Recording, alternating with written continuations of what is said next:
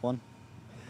Well, good evening, everyone, and welcome to Aeroflow Race for Real. It's the Pocket Rocket up here in the commentary box for the moment tonight. And, of course, tonight it is our Supra theme night, which is brought to you by the New South Wales Supra Club, who are also supported by Street Smart Auto. Up here in the commentary box tonight, one half of our amazing Wednesday night commentary team. Mark Thomas is in the house. What's going on, Mark? Mate, it's all happening. You look out there, the track is sensational. Weather's perfect. Mate, great cars going to be rolling out tonight. Oh, it's hanging for the sounds of those 2Js. Well, not only 2Js, we've also got one of the BMW A90 Supras down the bottom there as well. So if you've got friends of yours that were thinking coming out tonight, guys, definitely bring them out. It's going to be a fantastic night of racing. I can't wait to get out there.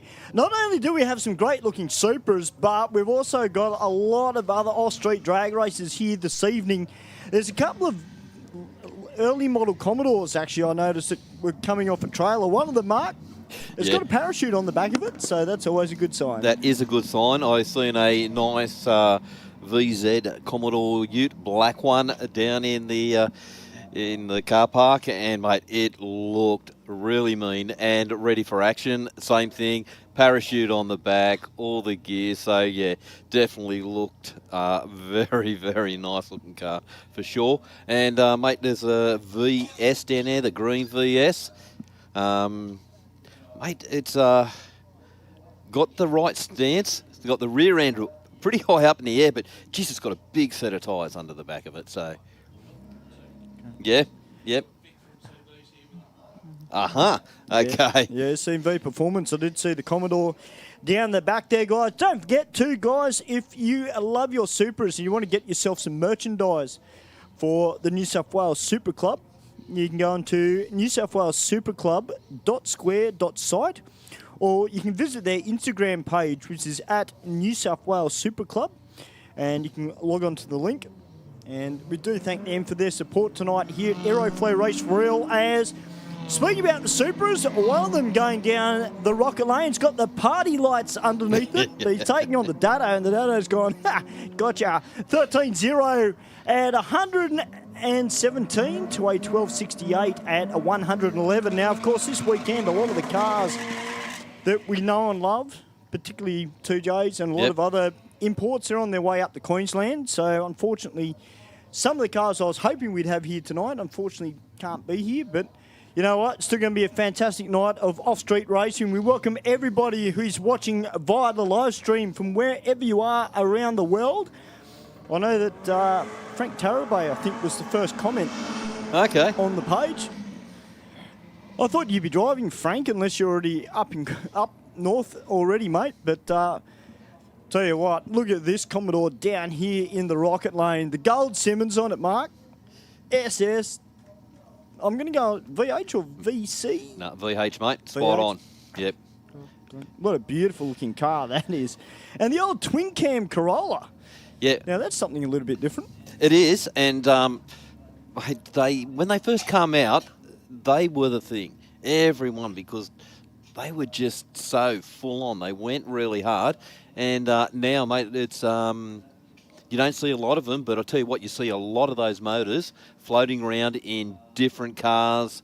Mate, I've seen a lot in little rods and some of the sports cars now. They put them in there, and they're quick. So, the car mightn't live on too much, but the running gear does. Well, I'd say they would have been the choice of P-platers back in the very early days too. But this VH, I'm going to have to go down and try and have a chat with this driver, because this thing is gorgeous. Off the line with a .389. Now, don't forget, guys, if you do crack the 000 tonight, whoever it will be, the jackpot is up and ready tonight. I'm not quite sure what the figure is, but the first person to do a 000 will win the jackpot tonight. Now, also, guys, and that's providing we get the numbers.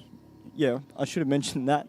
I like to get people excited, then they go, oh, but it's all right. So tell your friends, tell them to come out Yeah, build them up. That's then it, blow drop them them up off and the then bridge. pop the balloon. I'm very good at doing that. Just make sure, guys, that, look, if this reaction time to go off, guys, just make sure you tell your mates, come out and support the event. And providing we get the numbers, we can do it. Now, being that tonight is the theme night, there are no burnouts tonight either. So I'll be racing from 6 till 10.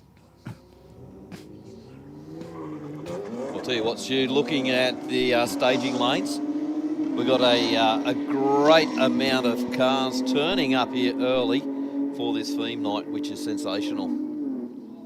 Well, 10 to 139 miles an hour for the Boomer in the Aeroflow lane, and 11.5, 118 for the Rocket lane. Casper, no. And Casper, you did not see Ben first. Casper is actually watching via the live stream, and he said to say big happy birthday to Lexi. So happy birthday, Lexi. Why aren't you out here racing, Casper? That's what we all want to know. So technically, in this situation, Ben actually saw you first. So yeah. Until next week when he comes out and you go, I saw you. Good roll-up of cars so far, and bikes. Don't forget our two-wheel friends are here as well. Oh, you're in the stands. Oh. Well, guys, don't forget too, Mark, this Saturday they've got the next round of the Speed Addict Clothing Company New South Wales State Champ Series. And I know there are a couple of drivers here tonight. I know that Hollywood is here in his little Hyundai. He's here to race and get his eye in to race in Street Fighter. You can see him in lane 2, about third car back. Can't miss him. He's wearing the high vis. But no, Shawnee's a good supporter of the Street Fighter class. And if you do love race for real, guys, and you want to make the step up into drag racing, it is one of probably the best category to get into. Absolutely. You don't need a huge amount of money to go racing. As long as you've got a road car and it fits everything, come out and race. Yep, for sure. Well, two nice quick cars there, 11.8 to an 11.2.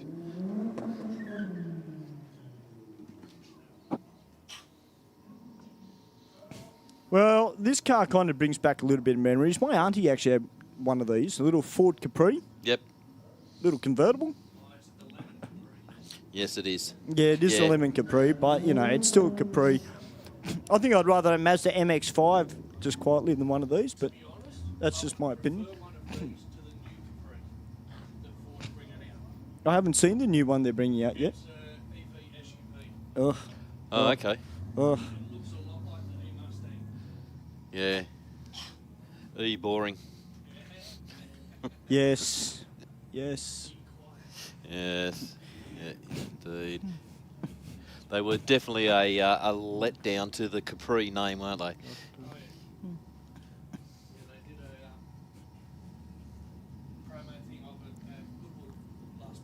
Yep.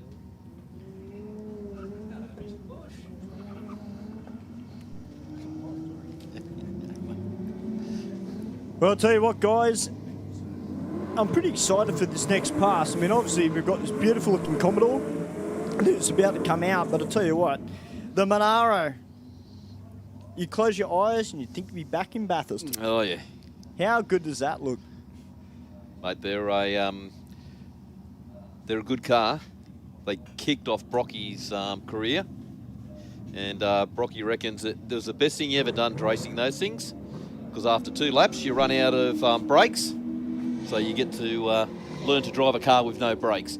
Yeah, good old Des West. Unfortunately, there was a big turn of the tyres from the car, and that looks like all she wrote for the big Munro. But he's done the right thing, pulled it over towards the wall and got it stopped as quickly as possible. So hopefully it's nothing bad, but off the line like that, it's usually tail shafts or axles or something like that.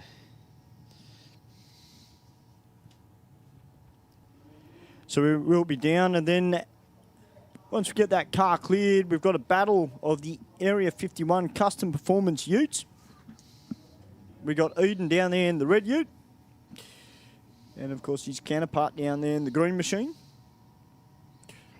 Yeah, He's definitely got this red ute sorted, hasn't he? Oh, he has now. Yeah.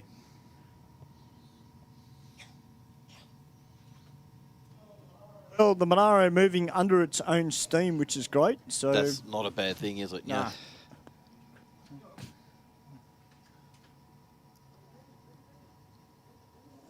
Although he has stopped at almost half track, so you might have to get him towed. But I tell you what, guys, we're pretty lucky tonight. One of our favourite Monaros this year, the 383. Yep, the Kiwi. Oh, how nice is that? Yeah, and it sounds great. Yeah. I was in the scrutineering shed as it just rolled in, and it is just so cammy, and you can hear it. It's just cranky. It sounds great. And we've got the pink hot rod back again tonight as well, which is great to see. That car is quicker than what I thought it is.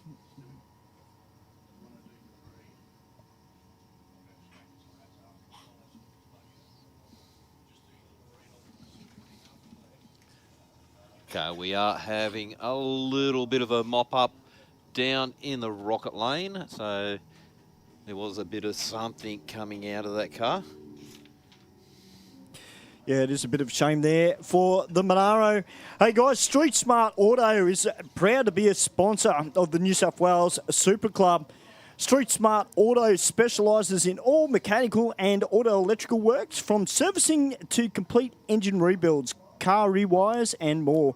So for more information, guys, or to get in touch, visit their Facebook at Street Smart Auto or call 0433 158 199. That's Street Smart Auto, fantastic sponsors of the New South Wales Supra Club. Mate, it's good to see these guys, you know, like putting what they do back into the trade. So yeah, get behind them and try and give them as much support as possible. I think it's like so many clubs, isn't it, Mark? They all rely on businesses and small businesses to lend a helping hand.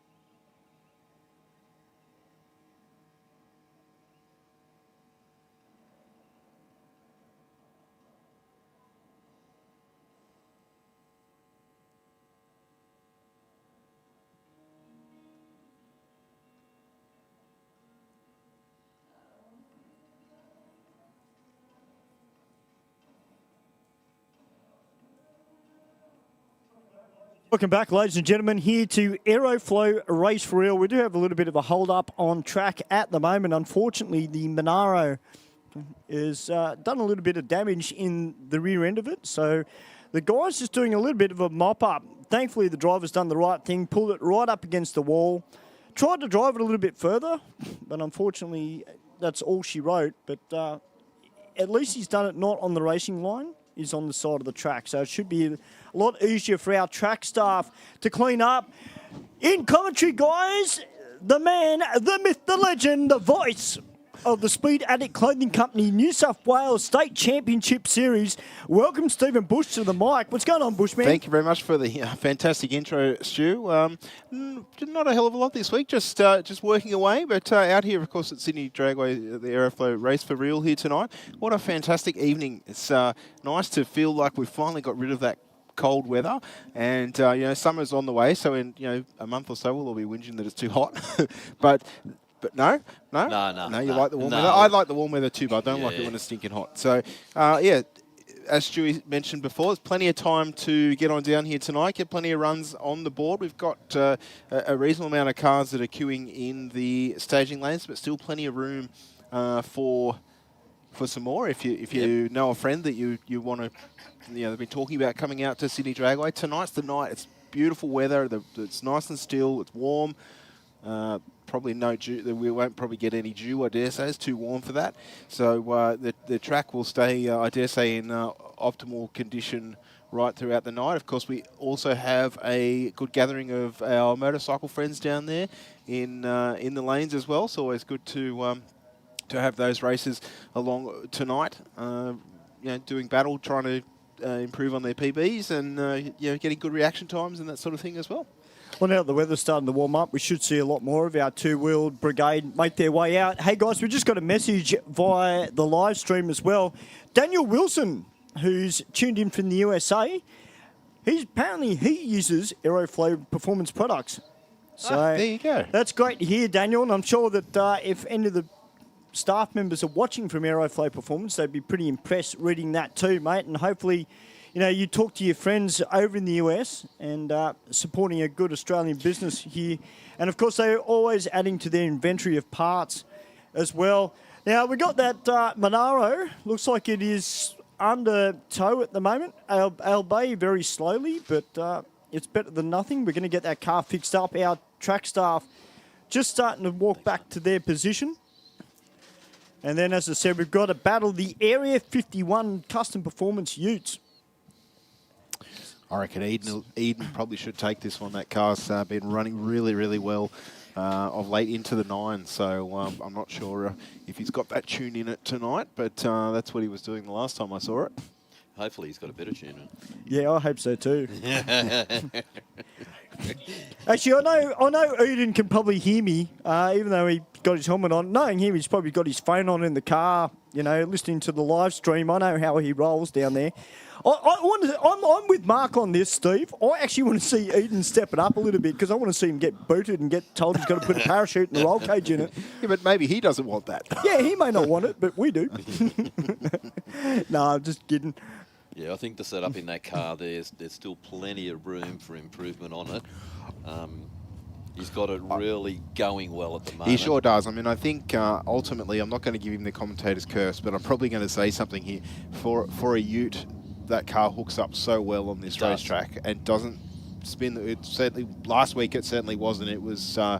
It wasn't spinning the wheels. It was hooking, getting a really good 60-foot, and that I think was conducive to the ET and the mile an hour definitely that we saw last week. So, probably going out on a limb here, but I'm pretty sure I've seen that thing. It was 60-footing around the high 1.4s. Yeah, to get into the 9s, that's probably what he would have been looking at, somewhere around that sort of 60-foot launch, because as we know, you run like a 2.0 60-foot.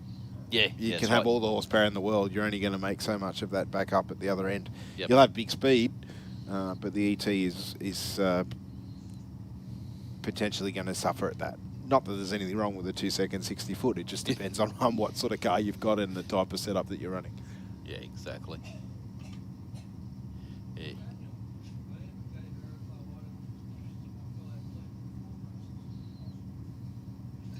I think we just got one of the guys down on the track at the moment. Just looks like they might have problem down the bottom end there with one of the signal markers.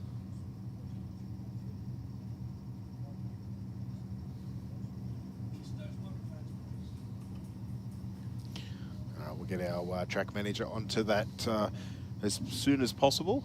I guess while we wait for him to sort that, Ben, we might just throw to 1 or 2 quick short ads and we'll be back with you here at Aeroflow Race for Real. Or is he turning around and coming back?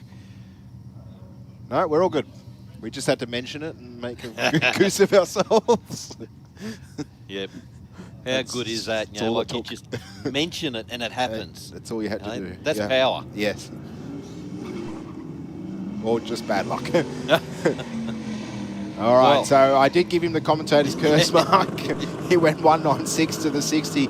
But let's see what he can do. Top end 11.21 with a 6, but 136 mile an hour. Yep. Like you said, big miles an hour at the top end of the track, but you can't give it away down at the line at the starting. No. It's got to be clean all the way through. And test and tune here on Saturday, Mark, and one of my favourite nostalgia cars was a Gasser AP5 Valiant, I think it is, with a straight axle and everything. He did a massive wheel stand. All day it had been lifting the front end and then coming down softly, and he complete his pass. On the last one that he did, he was dragging the bumper nearly on the ground, and when it came down, the front end said, "I'm not happy with this." And so required the Go Jacks and a lot of slow towing to get it off the racetrack. But up until that point, he was having a really good day. It was spectacular, but unfortunately, blown. I think it's got a small block in it. Yep. With the beam axle and everything, the front end's not really designed to drop from great heights. 11.78 with a 116 mile an hour in the Aeroflow lane, and unrepresentative time there in the Rocket lane, I dare say. Indeed. Yeah, it's definitely a bit of an art if you've got a car that does wheel stand, just to keep driving it through for it to come down nice and easy. And well, he probably did 4 runs and it did the same thing every time. Went up and then came down, but this time it didn't flatten out. It kept accelerating and climbing. And then I think it came down. Look at this Falcon go. Jeez. Certainly motoring at the top end of the racetrack, 12.04, only 90 mile an hour. Backed out of that early and big. Big time. He's doing 118 mile an hour at half track. Yep. Yeah, that Falcon boy's running a big set of slicks on the rear end of it as well. It did take it a little bit easy off the start line, so I'm interested to see that car with a little bit more development. The Your Joker number plates. As we've got G's down here, it's the first timer. Now this Ute, Mark, has got a set of radials on the rear end of it. And he's taking on this beautiful looking Chevrolet. How nice is this? It's also running a set of radials on the rear end of it as well. We know this thing is quick. Should be a good race between both the generals.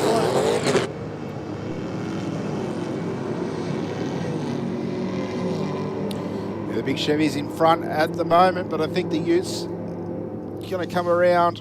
Not a lot in that one, only a 1/10 of a second across the finish line. 11.50 for the big Chevy, 124 mile an hour. But look at the speed for the Ute. 140 mile an hour. That's a 9-second car right there, Mark. Absolutely. Yep. I guess that's the thing with these turbocharged LSs and that now. They can be such a docile car to drive normally until you say, well, you know what, let's boogie. Yep. And then that's exactly what happens, you know? Yeah, exactly. You just jump in the computer and start turning it up. Yep.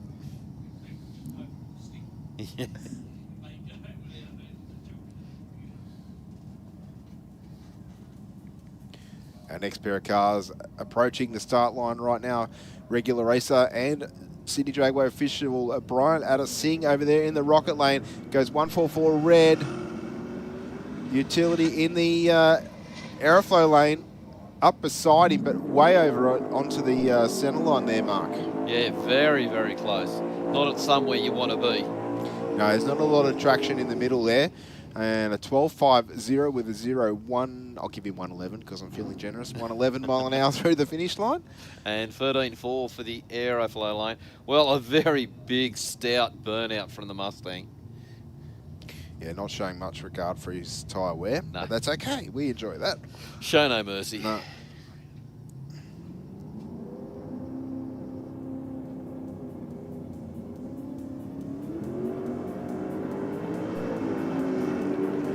Semi-Joe Johnson in the rocket lane went 0.73. So the Bear, they're in a partnership. Both went red. 11.67 with a 7. 117 mile an hour for Semi-Joe. And 10.6, 126 for the Mustang.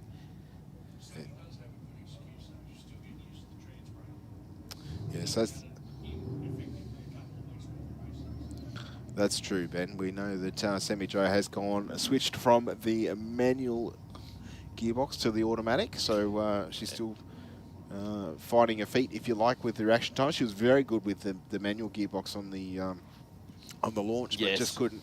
I think found she was losing too much time in the shifts, but yeah, certainly the car performing a little bit better with the automatic transmission. Yeah, it's a good changeover too. So she went turbo 400. Yes. And a trans brake turbo 400, so it's all the right gear in there.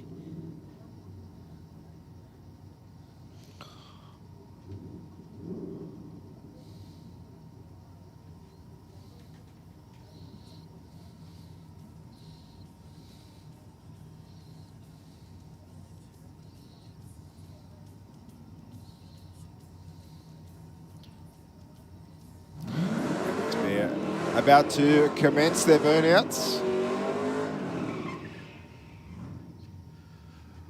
Well, the car in the rocket lane has a passenger on board. Yes, that's right. Of course, if this isn't your first time racing here at Sydney Dragway and you want to take a passenger with you, you can. Of course, they need to have all of the similar safety equipment that you do, which is not too drastic. Basically, just an approved helmet, covered shoes, long pants, and a long sleeve top. And then, of course, be able to sign off on all of the appropriate disclaimers, etc. And you can get down and see what this drag racing cape is all about. And you don't have to pay for the maintenance on the car. How good's that? That's great.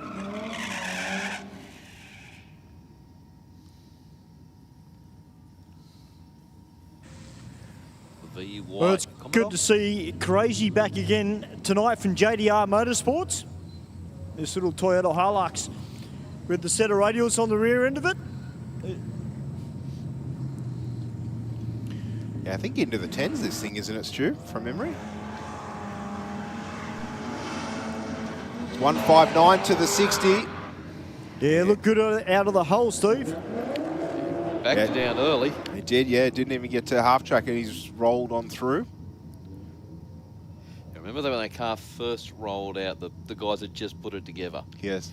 And put in a couple of passes, and the more they played with it, the quicker it was going. It showed so much potential really early. I think they're the 18RG motor. There's a couple of people run them in Queensland, and they're making 1,300 horsepower. Yeah. Not shy out of what effectively is a workhorse engine. You know, obviously there's a fair bit of development gone into it, but still, you know, not an engine that you would start to look at for performance-wise out of a, because that's what they're out of as far as I'm aware. Basically a Hilux engine. And that's the thing now, like some of these motors that you just wouldn't think of can produce the goods. Well, look at the Astron motor in that back in the day. You know, like they were 2.6 litre inline four-cylinder. You know, 25 years ago there was one of those in a dragster, and I know that because I used to race against this person's daughter, and he ran into the sevens with that. Yep. All that time ago. Yeah.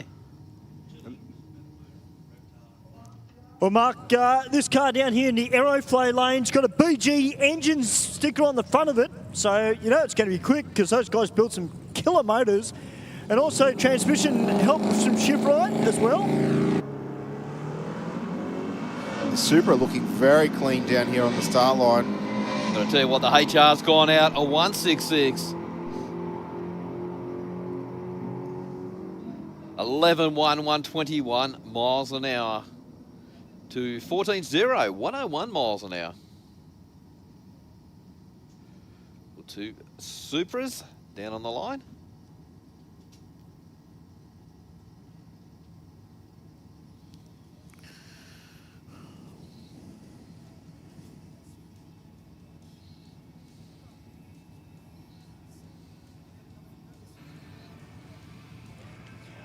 Well, I wanted to be down on the start line for these Supras because Josh Dowd, who has been a very consistent racer here at Sydney Dragway over the years as well, in his earlier model Supra. And in more recent times, you see a lot of these type of models. Oh, he gets a bit sideways there. That was a bit ugly there, Mark and Steve. But gathered it up, thankfully. Smell a lot of clutch down here though, boys. So just bear that in mind if you got a manual, guys.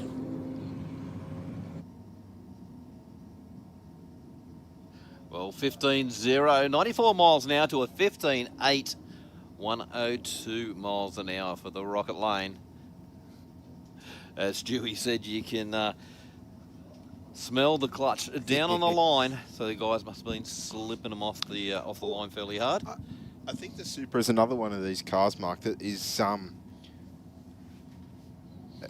how do I say, underrated out of the factory. Yes. There's so many small improvements that you can make to them that just bring them alive and convert them to a very different motor car. Of course, you know, we all know that the 2J has been a powerhouse in the sport compact world in setting performance you know, benchmarks for so long, and then of course people then started to make them, you know, billet engines based on the Toyota block and cylinder heads, and then we of course saw, you know, multiple thousands of horsepower show on dyno sheets and bits and pieces.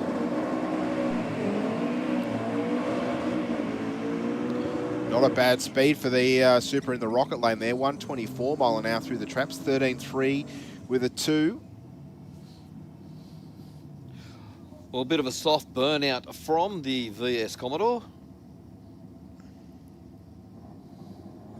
They've gone for a really, really high wall tyre. Yeah, the overall rolling diameter would be pretty high on that car, which would be changing its gearing a fair bit. It would do, yeah, change it massively with the height of those tyres. So I wonder if this is Joe's son. I didn't get a chance to talk to Joe when I got here. But what a reaction from Joe, 002. Yeah. I'll tell you what, Mark, it wasn't just the reaction time, it was the way that car left. Picked up the front tyres, straight out, no hint of movement. The Datsun Skyline is on fire tonight. That was a really good first pass there from Smoke and Joe's, who got the shift right, and DC Motorsport.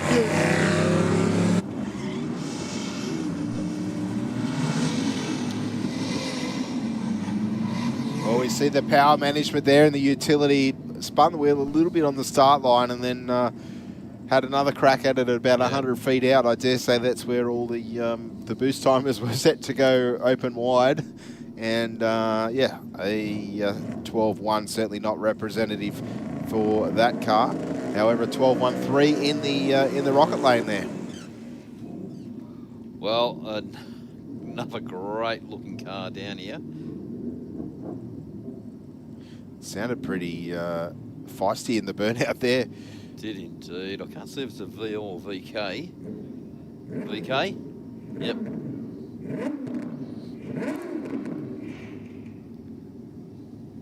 But yeah, definitely sounded nice.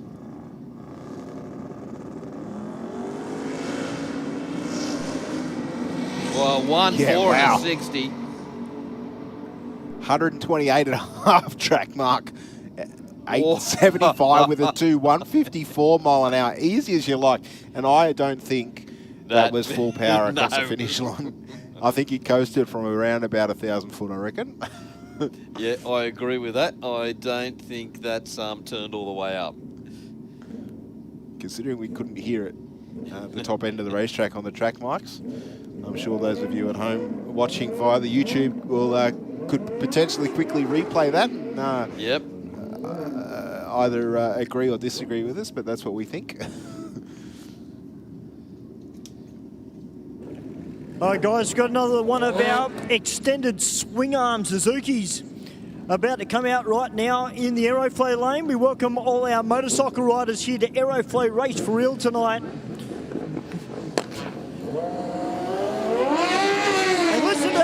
Sydney screen. I'll tell you what, this is on a good pass already. First pass off the trailer. And look at that. Well, 9.9, 141 miles an hour for the Aeroflow lane to 11.5, 126 miles an hour for the Rocket lane. Oh, man, that was a good pass, boys. Looking at it from down here, yeah, you can't not get excited when you see all these motorcycle riders. You know when they're on a good pass. You can tell by the body language. You can hear by the gear changes. Speaking about very fast bikes, boys, we've got one of the fastest street bikes in the country about to come out now, Wally Hoster. Of course, sponsored by Brock's Performance.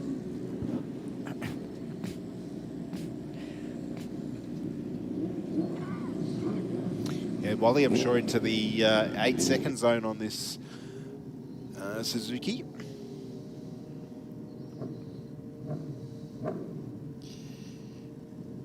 Yeah, it becomes a bit scary, don't it? Not the fact that it's in the 8s, but it's the miles an hour it produces. Yeah, very much so. Well, a 087 on the tree goes 157 to the 60 and a 938 with a 4, only 134 mile an hour. I dare say that's not a full power pass. He was doing 123 at half track. Yep. To only put 7 a mile an hour at the top end. Obviously deciding that... All right, boys, Michael Riches is out here now in the Aeroflow lane on board his extended swing arm Suzuki.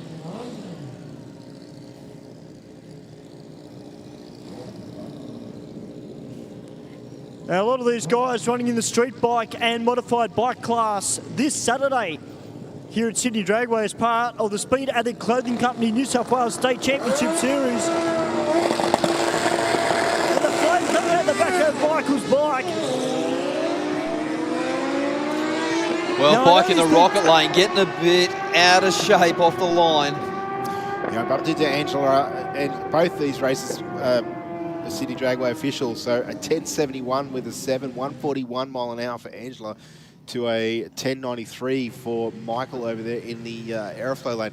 Angela said husband Matt fitted a 2-step to the to the bike, so she's just out tonight to try and get the procedure happening. Yes. With that. Obviously, I'm assuming she'll be racing on Saturday.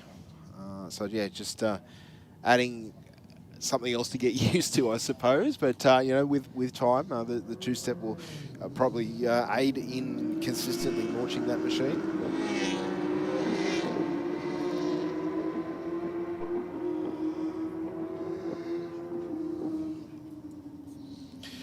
And a 10.30 at 148 mile an hour in the Aeroflow lane.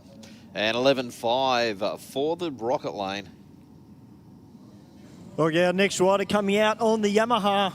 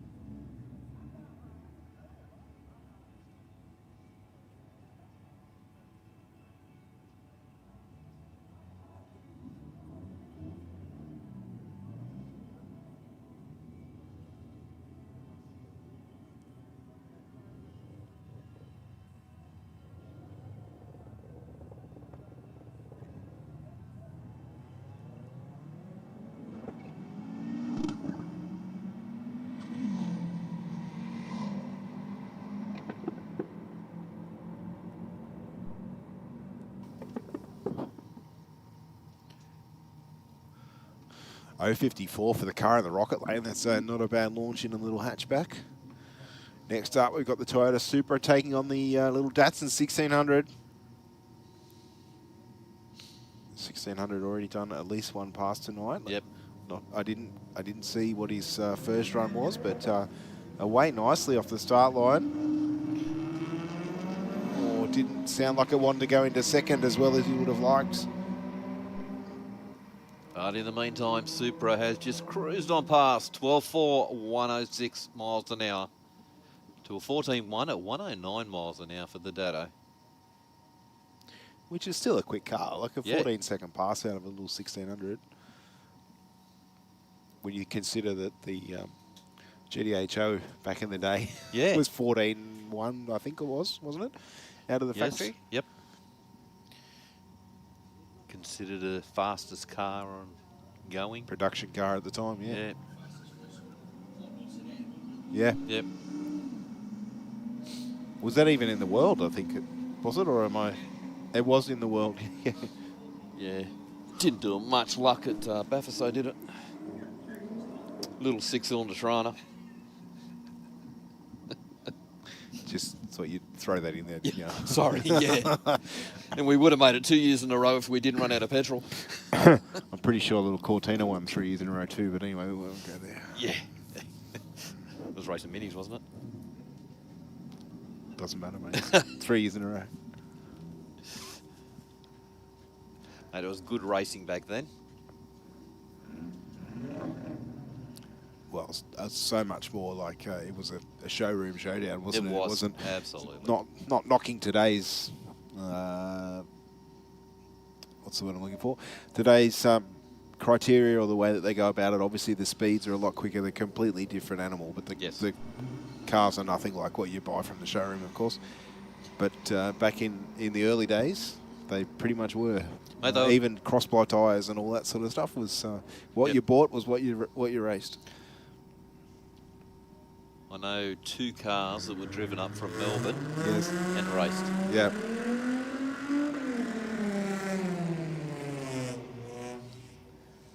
Nice burnout from the Commodore in the Aeroflow lane. Got that single pegger going. Taking on the little Audi over there in the Rocket lane. Tristan is his name. Runs in Street Fighter, I believe, for the Speed Addict Clothing Co. Championship. So out here, I dare say, doing some testing for the weekend. This car usually pretty quick. Of course, the all-wheel drive certainly aids it off the start line. There's the launch control. And away with an 020 light. Wow. Nailed that. I bet you that would want to be repeated round number 1 on Saturday morning. And we'll run on through for a 12.72 with a 103 miles an hour. I think I can hear a Dodge. Yes. That low, grunty noise of a Hemi. They sound like they're running a big throttle stop. Yeah. Rip that off and just go. That's the computer saying, you shouldn't be doing this, you shouldn't be doing this, you shouldn't be doing this.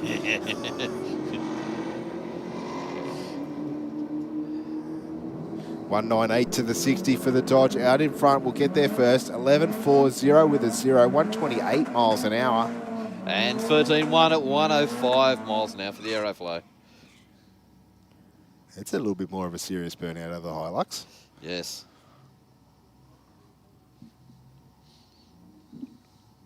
I think he did spin the wheels a little bit on the last run. Just making sure that's not going to happen this time. We've got to wait nice and clean this time. Yeah, no wheel spin, no nothing. 152 to the 60. Straight down the centre of the Aeroflow lane. A 10.64 with a 7, 129 miles an hour. And 13.4, 116 miles an hour for the Rocket lane. Yeah, heap better pass out of that ute. We need that tradie ute that was here a couple of weeks ago, the Mazda with the LSA. Yeah. The LSA in it. Turboed LSA, or was it No, it was supercharged, I think. Yes. It was supercharged, yeah. It was the father-in-law's car. Just, I was expecting a 20-second pass. Wanted to run a low 11, I think it was. Yep. There was something about the big sheet of flame that had shot out on every gear change that gave it away. As soon as I saw that, it was like, oh, something's Talk about sleepers. That is the ultimate Yeah. sleeper. We'll even still have the big toolboxes in Yes. the back and everything. You imagine those tools floating around the Yeah. back, wouldn't you? Yeah, they'd be all at the back of the box. Our next pair rolling up to the start line, of course, bring those top two white lights on. The tree counts down. The Aeroflow lane away nicely with a 1:7.60. Definitely moving at the top end of the racetrack mark. 10:27 with a 9, 139 miles an hour. And 14.8 at 96 miles an hour. That thing just sounded so crisp. It did, didn't it? Those gear changes Yep. just banging through.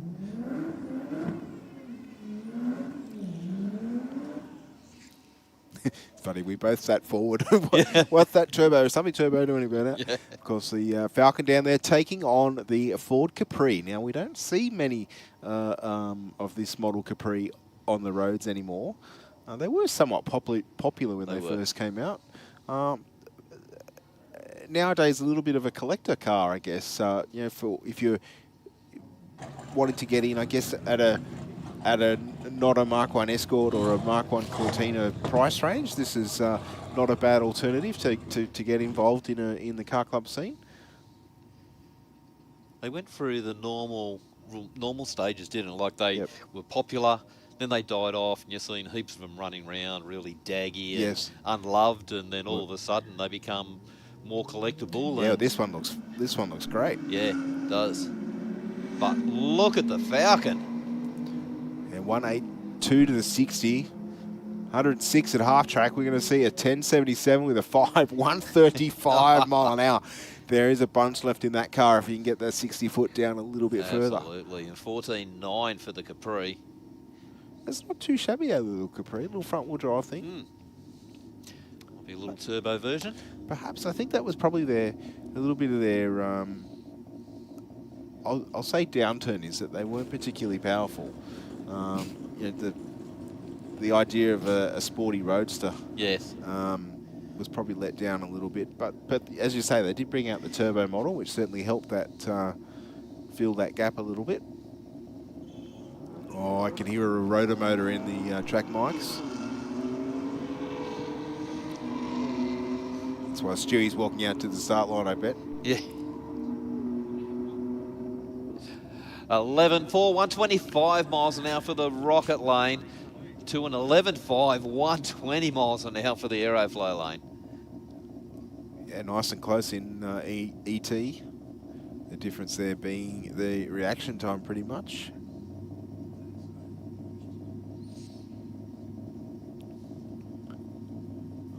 The Audi and the VW in the next pair. Touareg? I think so. I quite like them. They're not a bad looking car. They are. They're very well optioned. One of the first ones I saw of the Touareg was a few years ago, was when I was looking to replace the car that I had. Yep. And it came into work and it didn't have any badges on it, and I hadn't seen one before. Like, it was an R version, Yep. so like top of the range, everything black, like black windows, black paint, black wheels. No, and it said no badges. It looked so sharp. And then I got upstairs and checked how much they were. I went, oh, I'm out. Yeah. But a very nice car nonetheless. Yeah, they are indeed. 1178 with a 6, 119 mile an hour for the Audi. But I tell you what, the Touareg, 1212 with a 5, 120 mile an hour. So probably pushing more air. Was a good mile an hour different, which... Hey boys, I've been wandering down in the staging lanes, as I tend to do, and I tell you what, it's always good bumping into people down there. One of my mates is actually here tonight, Adam Heron. I've known Adam for a long time through the car scene, and he's just told me that he's got an event coming up early next year, which I'll have a little bit more information on as we go ahead, but it's actually going to be I believe it's going to be a JDM versus Euro event. Okay. And it's going to be roller drags, show and shine, possibly a gymkhana. And I'll tell you what, if that goes ahead, look out, because I know who I'm going for. He'll be going for the Euro stuff because, that's Adam. Adam drives a Euro car. He loves it. Me, I'll be going for all the JDM stuff. So I can't wait. So, guys, we will give you a little bit more information as we go ahead. But Adam just saw me downstairs and asked if we could start getting the word out. So it's going to be huge. Now, I just had a chat to Eden as well, Mark, down in the staging lanes, and he's told me that he's actually turned it down a little bit this week. Apparently last week he was going a little bit too quick, so he has turned it down a bit. He reckons he may have just turned it down just a little bit too much, but we'll see. It's better to be on the side of safety than going super fast, but it's great to see him here. Area 51 Custom Performance over at Kemps Creek. Stewie, there is no such thing as turning it down. Yeah, wash your mouth out. Yeah. Wash your mouth out.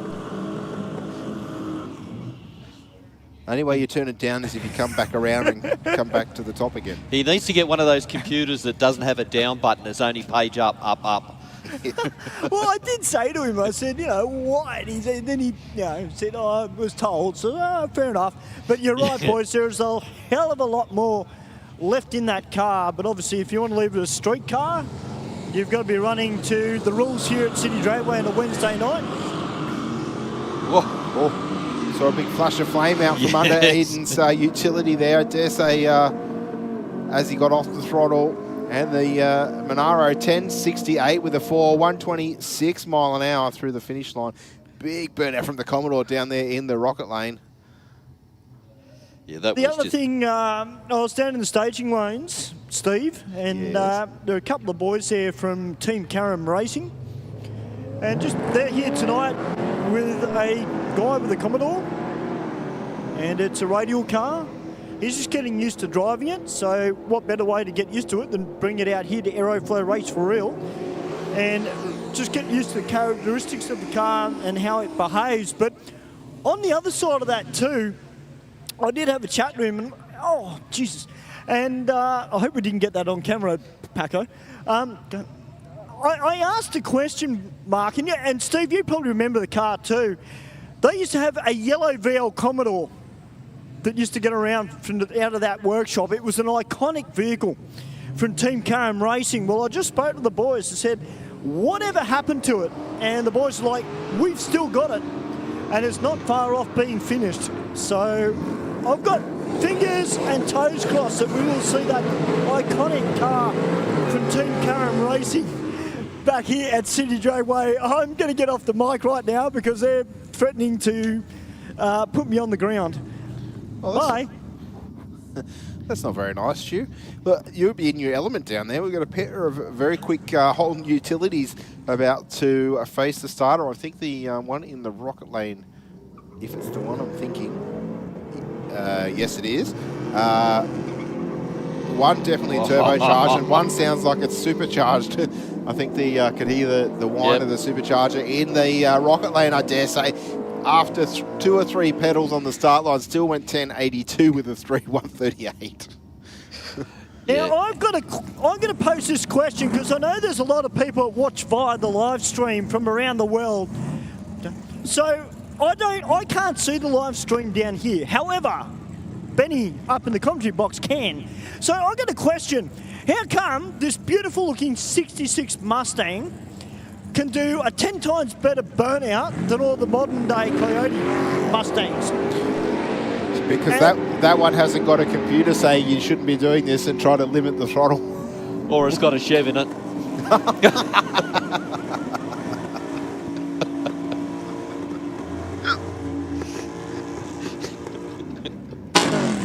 I don't know if you heard that over the mics because I thought I've got to go stereo on that, Mark. How good does that VK sound? Oh, mate, it sounds sweet, that's for sure.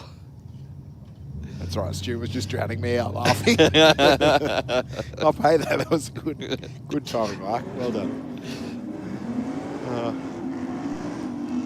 He's a pedal fest down there in the rocket lane, I think, Mark. Yeah, he is indeed.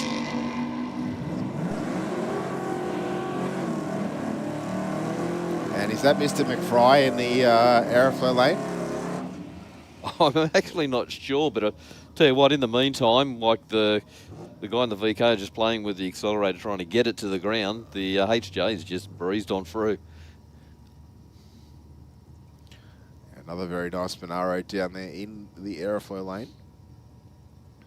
Great to see these really nice cars being brought out to the racetrack here rather than being kept in the confines of the garage.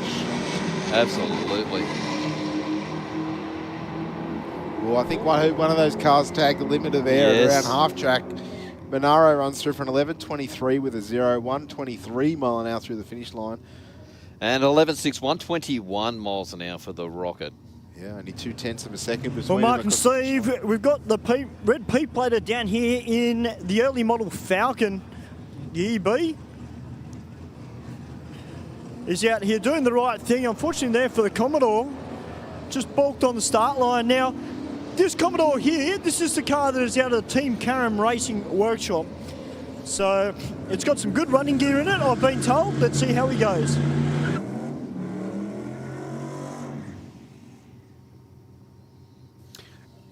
I assume you're referring to the Rocket Lane, Stu? I think the Rocket Lane was the Falcon. No, in this race. Oh, in this one? Definitely sounds like there's a boost adder in the Rocket Lane.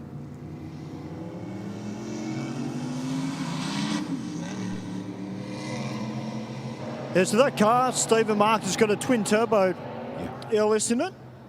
So the guy's just getting the car sorted out, but also the driver. I mean, you know yourself, Mark, and as you too, Steve, jumping in a new car, learning what it's about, particularly a car that's got radial tyres on it, because it's a hell of a lot different driving a street car / a car with big slicks on it. Yeah, it is, Stu. It's and coming to terms with the car, how they react, what they do. You know, like I would dare say that car's pretty well turned right down. Well, I think that the biggest thing is that you can drive it on the road and let's face it, you can only do so much on the road, right? Without risking, you know, licenses and that sort of thing. So you come out to a venue where you can actually give the car full throttle, where you might not have ever done that on the road. Yep. Especially a car like that with the twin turbo LS. You probably would never see full throttle. You know, no, you'd never. You shouldn't. No. I'm being responsible here. You shouldn't see full throttle of that car on the road. So you're bringing in a whole different area of the engine tuning that you haven't experienced on the road in a condition that is a little bit different, in that you'll get grip rather than go into wheel spin. Yeah, and let's face it, you know, twin turbo LS on the road, the moment that thing started coming on boost, it would just break out. Yeah. So, you know, even if you wanted to, which would be insane, but if you wanted to, you couldn't.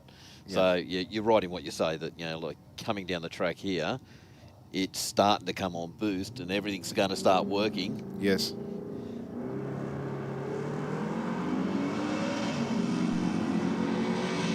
Another nice launch out of the old Holden in the Rocket Lane.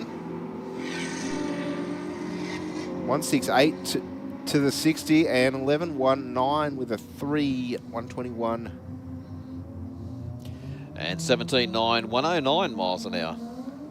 I think there's a fair bit left in the Aeroflow lane there. Yeah, definitely. We've got a pairing of Supras down on the line. Yeah, nice strong burnout out of the Rocket Lane.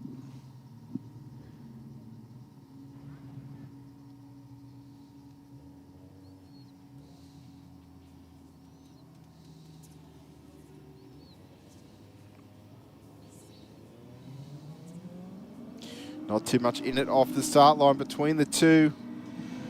Well, yeah, right. Not much at all in the 60. No. And the grey car, a little bit more performance under the bonnet at 13.53 with a 7 at 107 mile an hour. And 15.3, 87 miles an hour for the Rocket Lane.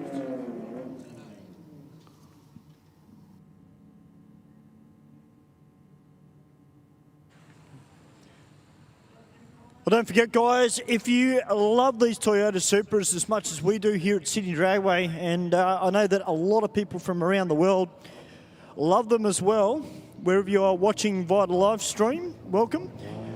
You can go onto Instagram and look up the New South Wales Supra Club on Instagram, and you can get yourself some of their merchandise. And of course, Street Smart Auto, who are great supporters of them as well. Oh, jeez. They're trying to put me off while I'm commentating, boys, and it's working. I might go back up to you. Just testing your level of professionalism, Stu. It's all good. Well, I've got to keep it PG rated, so I can't exactly tell you what they're trying to do, but I've got a fair idea. I was wondering why you're smiling.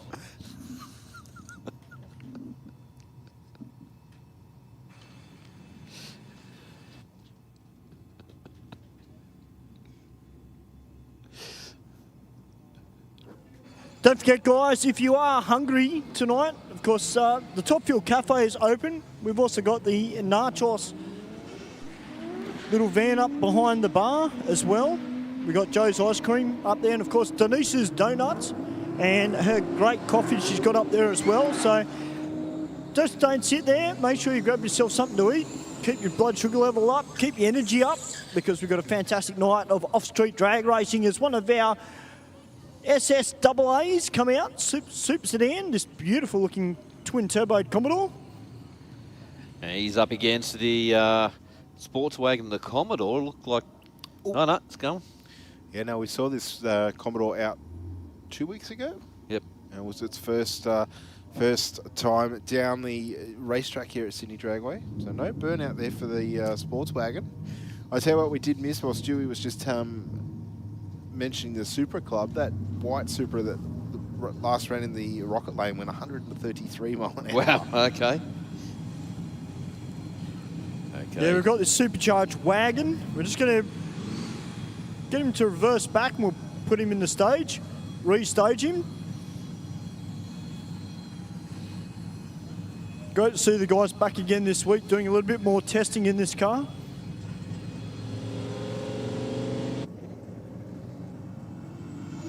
Nice lead for the Aeroflow lane with an 070 on the tree. Wagon not even wanting to bring the RPM up. 10.27 with a 131 mile an hour for Sean Sabello in the Aeroflow lane there. Yeah, the wagon just nowhere getting anywhere near boost, was it? No, it's almost like there's no throttle. Yeah. As I said, he didn't even do a burnout, rolled through the water pretty much. Did perform pretty strong last time, I think. Yes. I do remember he had an issue at the end of the night, but yeah, let's hope we see some more representative passes out of that car a little bit later on tonight. Well, we got the black ute down here, down in the Rocket Lane. This thing, Steve, is just absolutely mint. Yeah, Steve McAuliffe from Shift Right in the Holden Maloo LS1, 427 turbocharged. Taking on Joe Sorbello, of course, in the supercharged Datsun Skyline. Okay, just a little bit of a clean-up down in the Rocket Lane. Looks like the wagon has dumped a little bit down there. What do you got down there, Stu?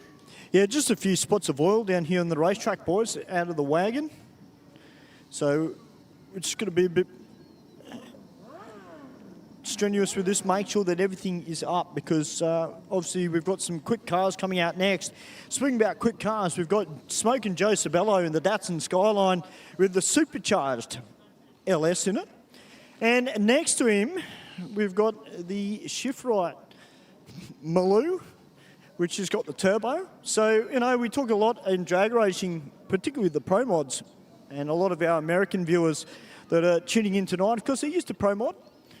But here in Australia, we've basically got the street version of Pro Mods in Top Sportsman, and it's Great to see the guys here tonight as well from DC Motorsport. I might go down and grab a quick word with the driver.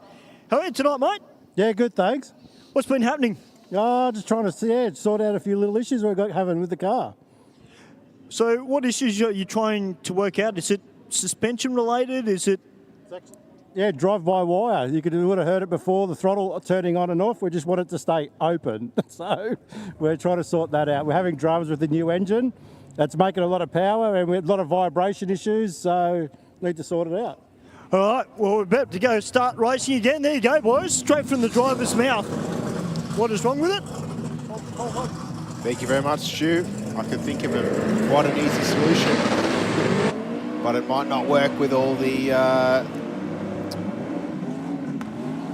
computer inputs. You don't have that trouble with the cable, do you, Mark? So what? Don't. No. If you don't mind me asking, Steve and Mark, if that is the case, drive-by-wire. I mean, as you boys know, I'm not very technically minded.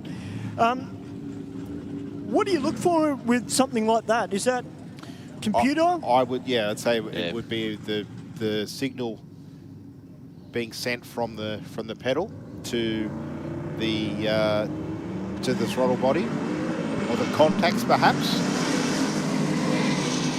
Looks like it's staying open for him this time. Big speed for the Ute, 136 mile an hour through the top end. And considering the launch wasn't as good as you'd like, but a 901 with a 152 mile an hour for Joe over there in the Aeroflow lane with an 036 light.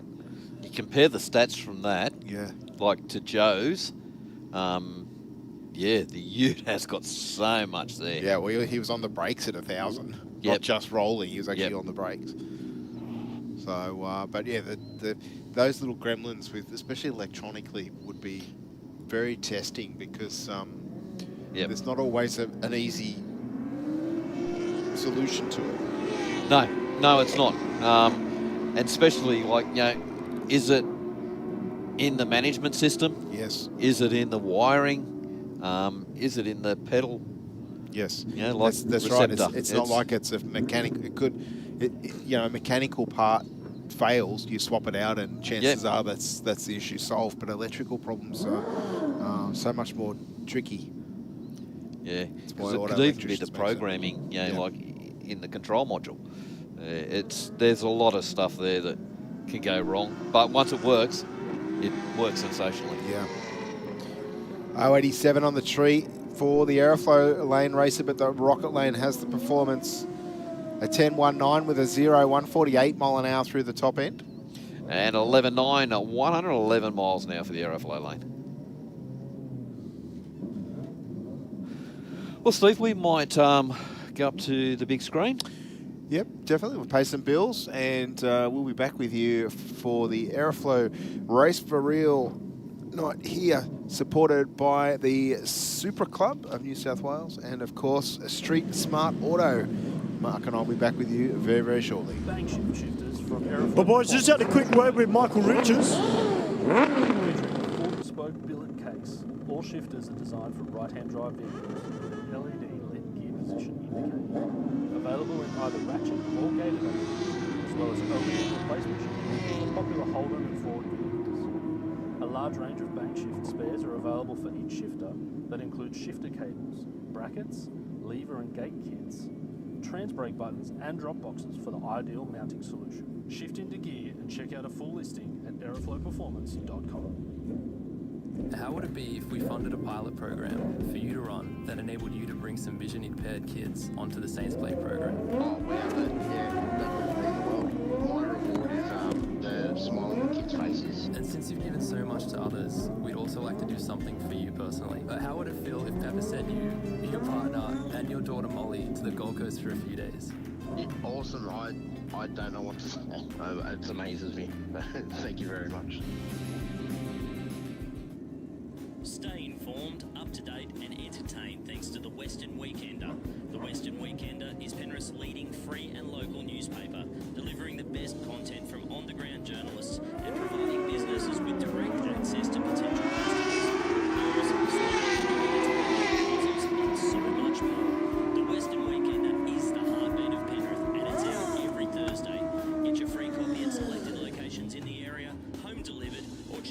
thewesternweekender.com.au.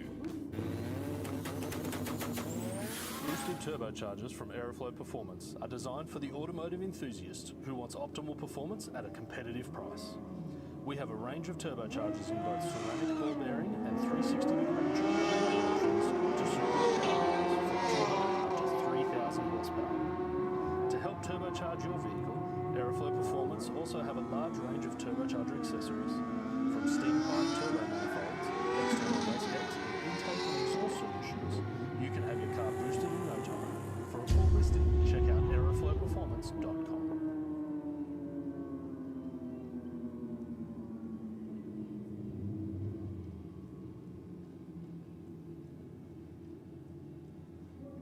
Welcome back, everybody, here to Aeroflow Race for Real. Now, Mark and Steve, I had a quick chat with Michael Riches just before we went to the break.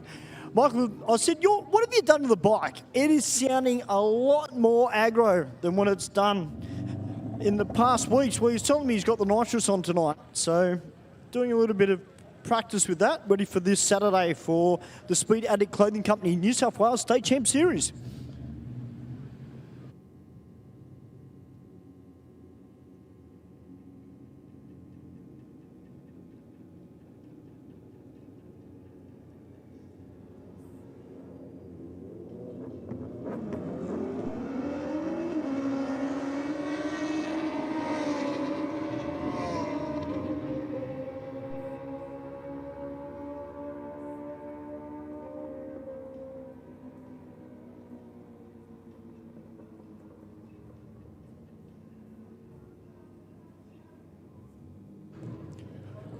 All right, guys, down here in the rocket lane, we've got David Muscat in the Mini.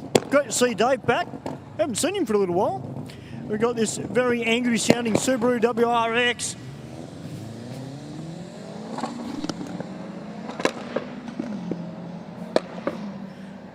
Had a little bit of page up action going on in that car down in the staging lanes.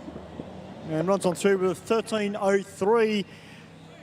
As Sean Dartnell comes out now in the little Hyundai i30, who's in the top of the points, I believe, in the Street Fighter class for our New South Wales State Champ. So he's here tonight, just got a little bit of practice on the tree. And beside him, we've got Glenn in the wagon. And Glenn did say this could be the last race for real that we see the car drag racing. I don't believe it. I think we'll see him out again very, very soon. But I know he wants to put that car on the burnout pad. So hopefully we'll see Glenn back out racing that car a little bit more often. We've got the little Datsun 1600 down here in the Aeroflow lane, about to take on the F6 Typhoon.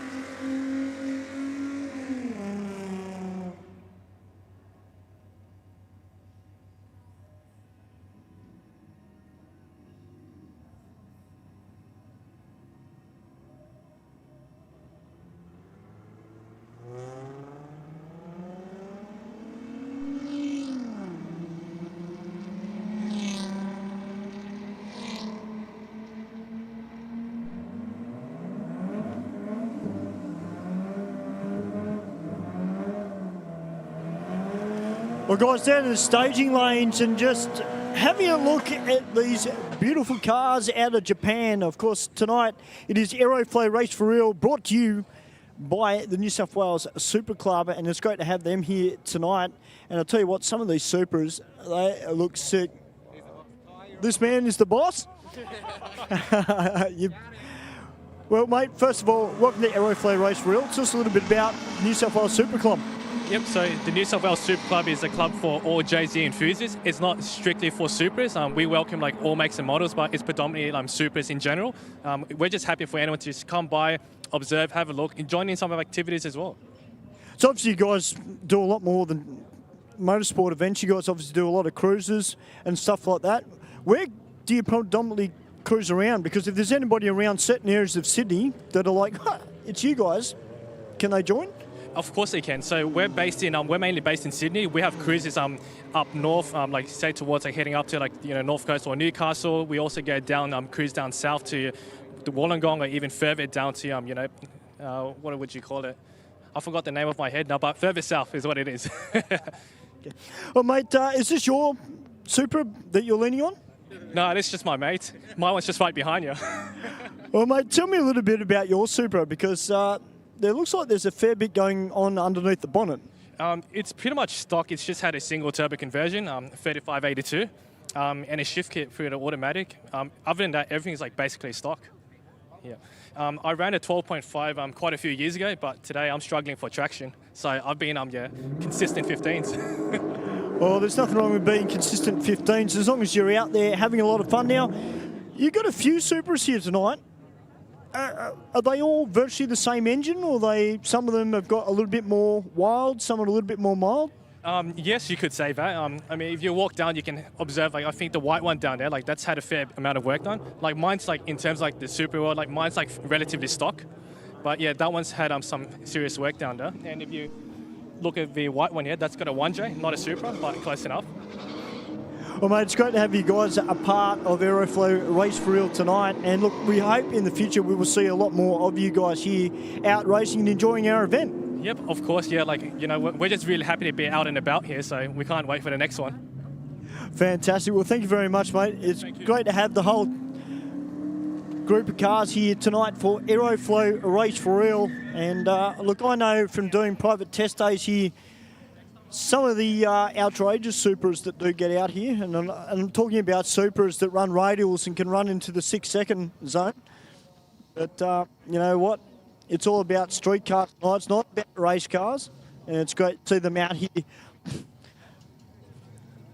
As we go for a wander through the staging lanes, you might go have a quick word with a good mate of mine. He's on the phone, typical. Nah, I've got to wind Glenn up because, he's told me, he put on Facebook, this could be the last time that we see the Commodore out here. Hey, just quickly, you're not going to skid this anytime soon, are you? You still want to drag race it, don't you? We're just waiting for it to run out of rego. Glenn. Now, just behind Glenn, I did mention Sean Dartnell, otherwise known as Hollywood to us, because he's out here in the Hyundai. Sean, great to see you here tonight as part of Aeroflow Race for Real. Obviously, you're in the Street Fighter class at our New South Wales State Champ rounds. You're out here getting a little bit of practice. How are you going tonight? Yeah, not too bad. Cut a rather good light that time, 0.26. That's what I'm after, because we all know in Street Fighter, reactions is what win your races. And so, yeah, that's why I'm out tonight, get a little practice on the tree. I was leading the points until last round, and unfortunately I went out first round on a breakout, just part of racing. I dropped a third, but yeah, I want to try and stay at the top of the ladder if I can. Yeah, it's a really great bracket, Street Fighter, isn't it? And I think, perfect example of you testing tonight for the event on Saturday. But to a lot of the people that are racing here tonight, mate, if they want to go racing, is it the best form, the best way to go to Street Fighter and get out with you guys? 100%. Street Fighter is a great class. Anyone can race in it. You don't have to be the fastest to win.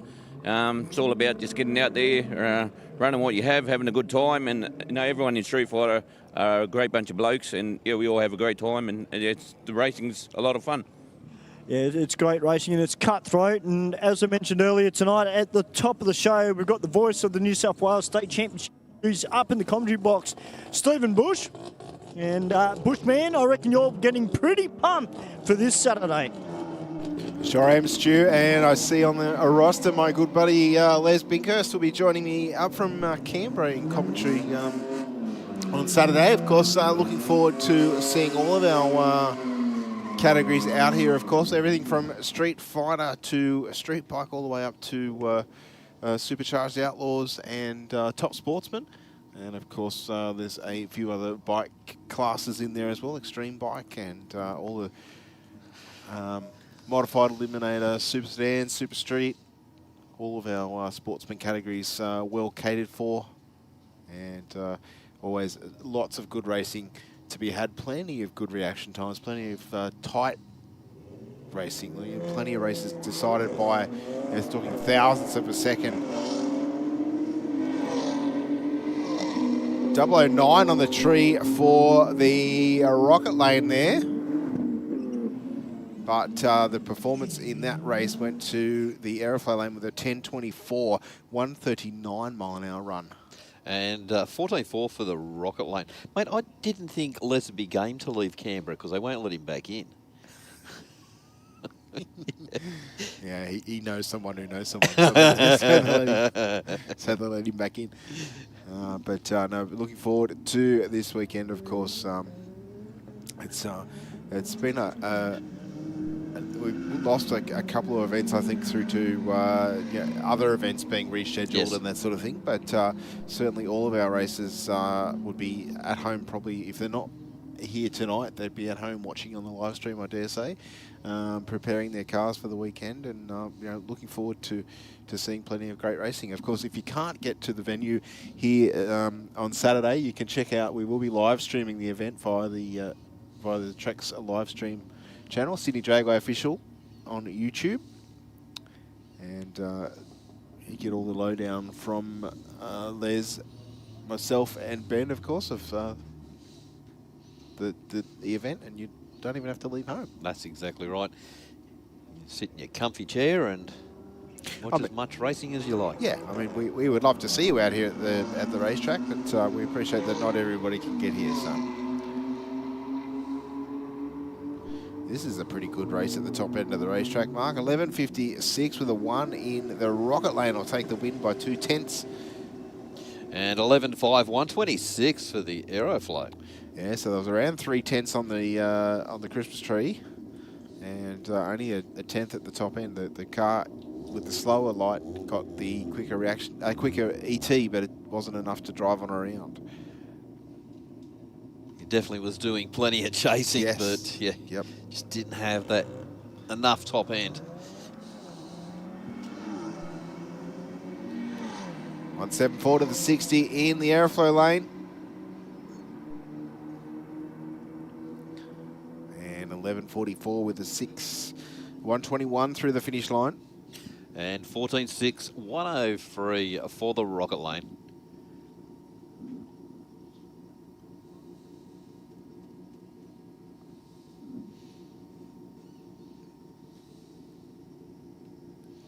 All right, our next pairing up will be the Mazda down there in the Aeroflow lane, taking on the VW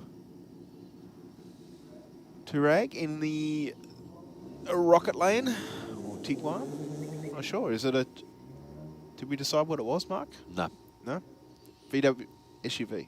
Yes, that's it. Now, we did see, I think it was 125 mile an hour out of the SUV in the last pass. Sorry.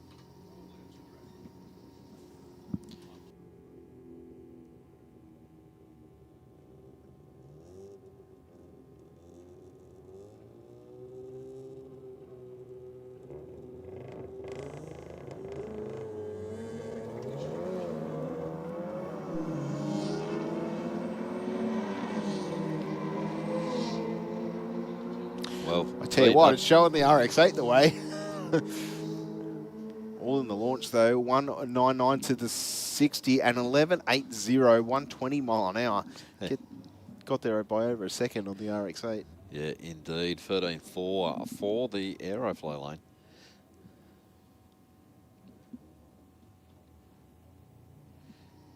It's good listening those things just go up the track and you just hear it banging through the gears. Or 400 speed transmission. Yeah, that's it.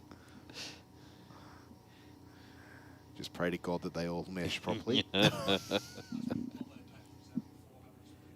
Yeah. Many years ago, the only thing you get in that was a Colt and it had 2 gear sticks. Yeah, high and low, yep.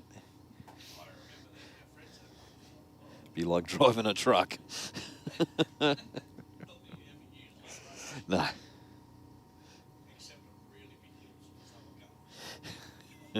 I think that's what they were 2-speed for. You put more than 2 people in the car, you'd have to use the low range as well. All right, a European battle on the start line. The Golf over in the rocket lane, leaving nicely the 177 light. 177 60-foot, I beg your pardon. Taking on the Audi in the Aeroflow. The Golf, an 1174 with a 116 through the finish line. And 13.9, 102 miles an hour for the Aeroflow lane. Just so easy, isn't it? No messing about. No wheel spin. Just no, exactly. Yeah. Let go of the button and I'll see you at the other end. Mate, you just push the button and the little robot does all the work for you. Until he says I'm not doing that anymore, and then says you shouldn't be doing it and cuts the throttle altogether, then you've got no fun. All right, the little Mini out in front at the moment in the Aeroflow lane. 093 light for the Commodore in the Rocket lane though. And a 1395 with a 100 mile an hour. And 16.2, 85 miles an hour. Tell you what, I walked past this the silver Golf in the Aeroflow lane down in the staging lanes when I went to sign in. Very understated car, got a really nice set of gold wheels on it. Okay. Yeah, quite liked it. Did have the R badge on it, so that's always a good sign. That is, yeah. What we got down here? Is that a RX-7? RX-7? Yep. Yep.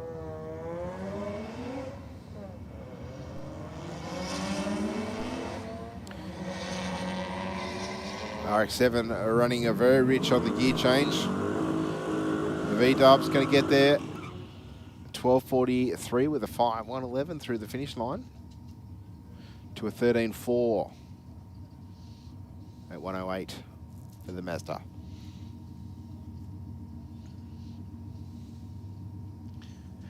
Okay, just a word to all the competitors. As you are doing stuff around the track, like if you're coming towards the tunnel or in the lanes or going into the burnout box, always keep your eye on our officials down there. They'll direct you to do whatever they want you to do, when they want you to do it, because they're working on a safe area down there. So you jump the gun and sort of start doing something before you direct it, there's reasons why you don't. Yeah, we understand that obviously in the heat of the moment you get well, all Mark and anxious. Steve, a car that is on its way out, it's behind the tower. We haven't seen this car for a very, very long time. 1976 Holden Kingswood, and it has got the radials on the rear end of it. It's got a roll cage, and 76 Ruby. We haven't seen this car for almost a year, I think it would be. It's great to see it back.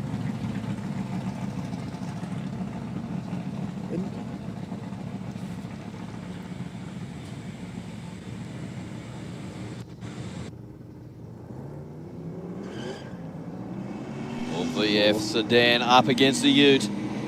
I think the Ute nearly stuck then. Renoni had rotated the wheels once or twice and more. I think would have had enough wheel speed to maybe not break traction, but 11.51, 138 for the Area 51 utility there.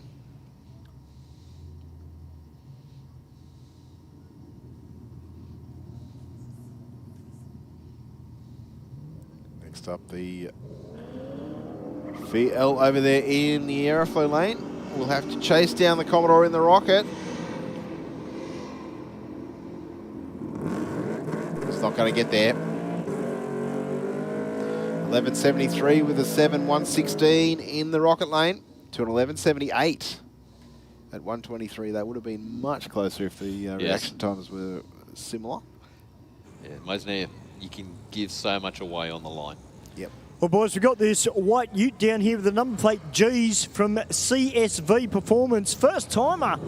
It's got the radials on the rear end of the ute. And really nice launch there from the ute. The VK just getting a little bit sideways. But this should be a good pass out of the white ute. 10.24 at 1:38. Great pass. And 13.5, 120 miles an hour for the Aeroflow lane. We've got the Holden Ute Club here or something today. It seems like it, doesn't it? It does seem that way. It's a bit like the Holden show today. Yeah, I will say I think the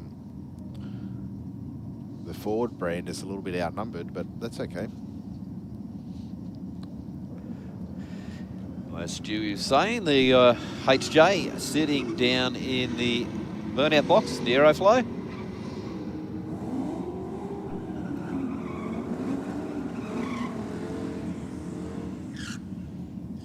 And the black utility there, and 1185 with a 2, 117 through the top end. The nice O light on the start as well.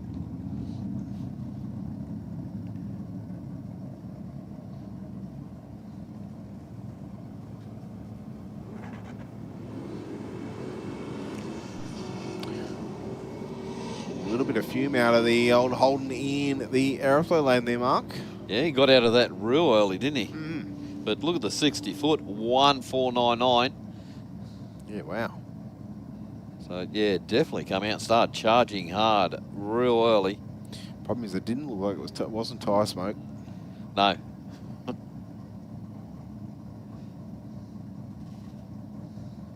Hopefully it's not that smoke that you don't want to let out. Yeah, that's the problem. As Rusty always used to say, once you let it out, it's really hard to get back in. Especially from wiring. Yeah. It's a one-way street.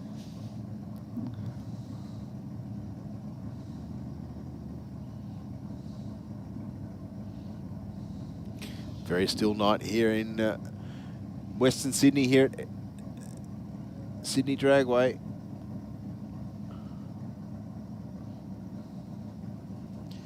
Okay, looks like we might have just a touch of fluid down on the track. But luckily, it looks like it will be a very quick cleanup. Done. That's why we call on the A team. Yep, straight onto it. Old Hawkeye White down there.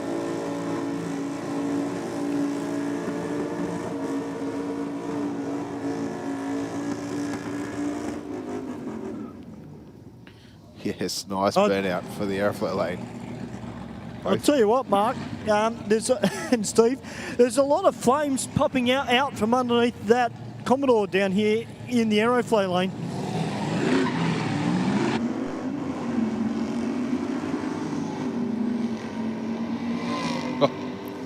It's lighting up the hole underneath the car on every gear shift. But the Kingswood in the rocket lane's going to get there 12.49 with a 0.109 mile an hour. And 12.9 for the Aeroflow lane. Next up, the Falcon taking on the Commodore.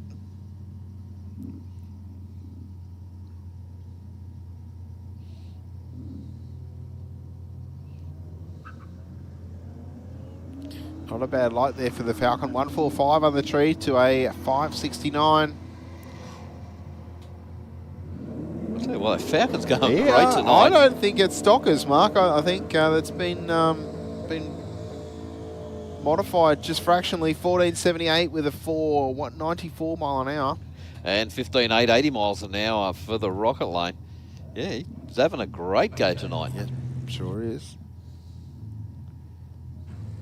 Well, it's great to see one of the CMV Performance cars back here at Aeroflow Race for Real. Of course, the guys, absolute legends in the drag racing scene here in New South Wales. And, of course, looking after Frank Tarabay's new car, Steve, the new 2JZ powered Camry that he's got. Yeah, that was out here on Saturday doing some testing. I was just going to ask the question, what happened to this Falcon that's in the Aeroflow lane? We've only seen it out. One run so far tonight, but big, strong burnout from both competitors. It is indeed. That Commodore has been doing fairly soft burnout, so looks like he's stepped it up a little bit.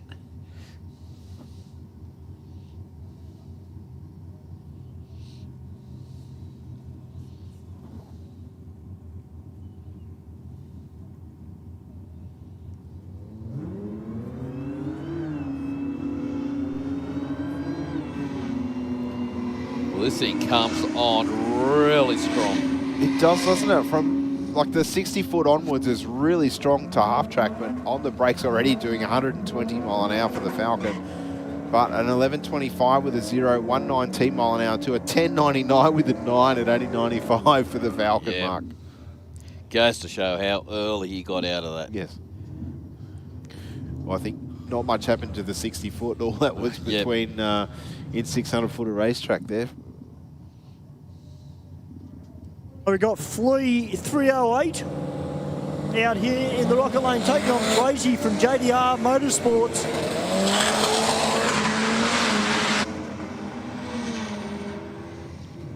You see that you're a little bit unstable off the start line there. It was rock and roll like he was on the bump box coming in to stage, and just spun the rear wheels and gave up the ghost. That car ran 10.30, I think, on its last pass. Certainly not representative there. No. Well, boys, we've got the Dodge Challenger down here from ProCap Racing in the Rocket Lane.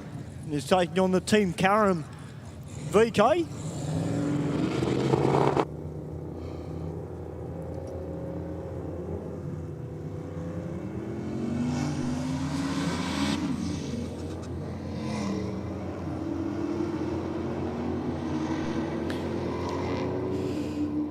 Okay, looks like you give launch control a bit of a shot. It's almost like it's almost like he's trying to bring it up on the stall as well, perhaps. But unfortunately, rolled the beam there, which means this timer started before he moved far enough forward that tripped the timer into action, and unfortunately, an unrepresentative time there.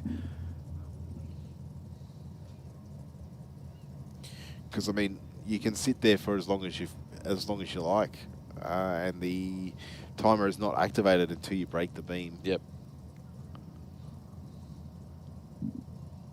But I mean, you don't want Keith upset with you. Our starter down there. He will give you the stern wave on. Yeah, the one finger wave on. Pointing towards the finish line I'm talking about. Well, Steve and Mark, we've got a fair bit of oil down here that is sprayed out of that Team Karam Racing VK. So I'm just going to have to hold up racing and just get this cleaned up. But a huge big thank you to New South Wales Supra Club that are here this evening. Don't forget, guys, if you want your merchandise through them, make sure you jump on to their website or go onto their Instagram page, New South Wales Supra Club, and get yourself some of their merch. Of course, they are supported by Street Smart Auto as well. So if you've got a 2J and you want to be part of their community, make sure you do give that shop a little bit of love. Go down and speak to them. But we'll be down for a little bit. All right, what we might do then, ladies and gentlemen, we'll go to our big screen and have a few words from some of our sponsorship partners here at Sydney Dragway. Stewie, Mark and myself will be back with you very, very shortly. Speed Addict Clothing Co. Fast clothes for fast people. Shop now at speedaddictco.com.au.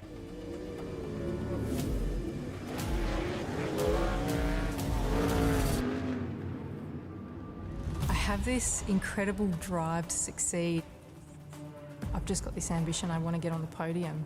I think there's a lot of people that have an older mentality and don't think women belong in motorsport.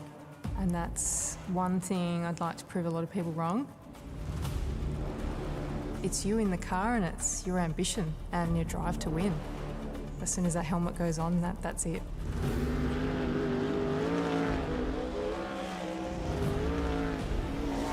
I'm Brooke Newson. I'm a sprint car and outlaw car driver.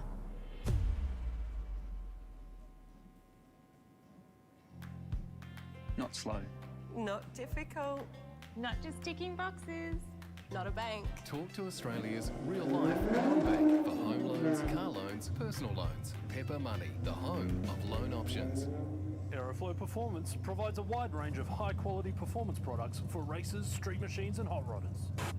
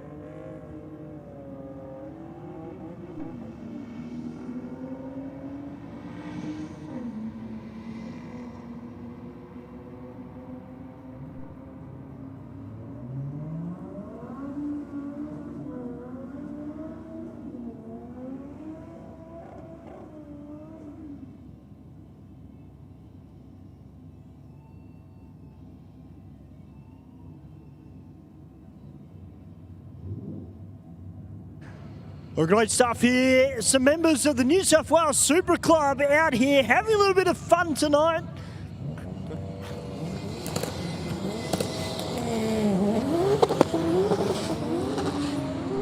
This white Supra down here has had a fair bit of work done to it and just struggling for a little bit of traction.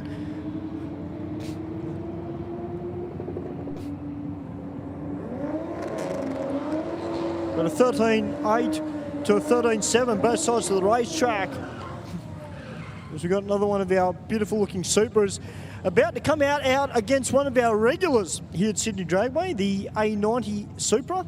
This gentleman's out here pretty much every week.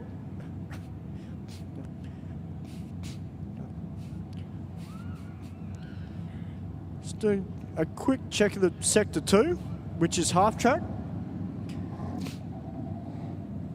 Make sure there is nothing untoward at that sector of the racetrack, because we know how quick this Supra is.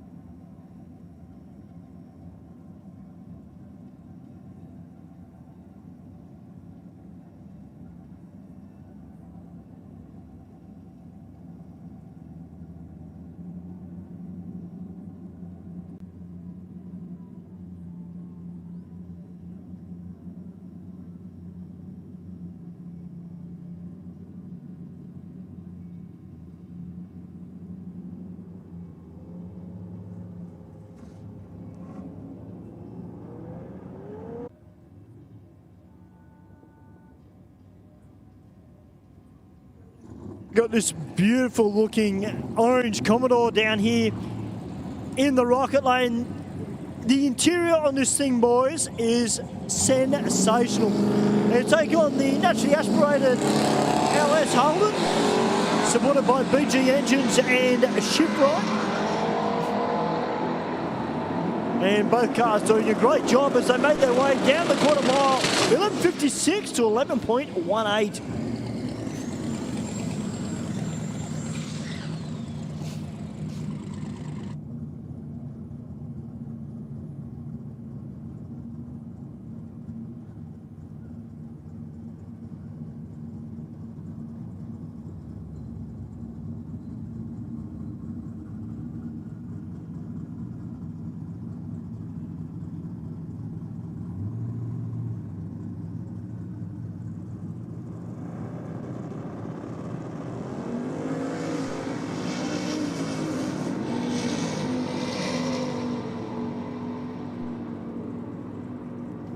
Let's see what this VK can do at the top end. 866 was a 3, 159 miles an hour.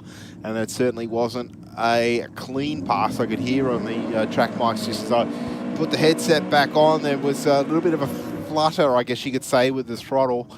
But 159 miles an hour, that's certainly moving at the top end of the racetrack.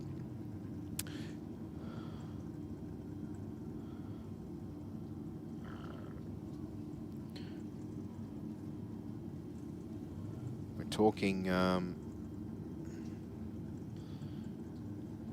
get that.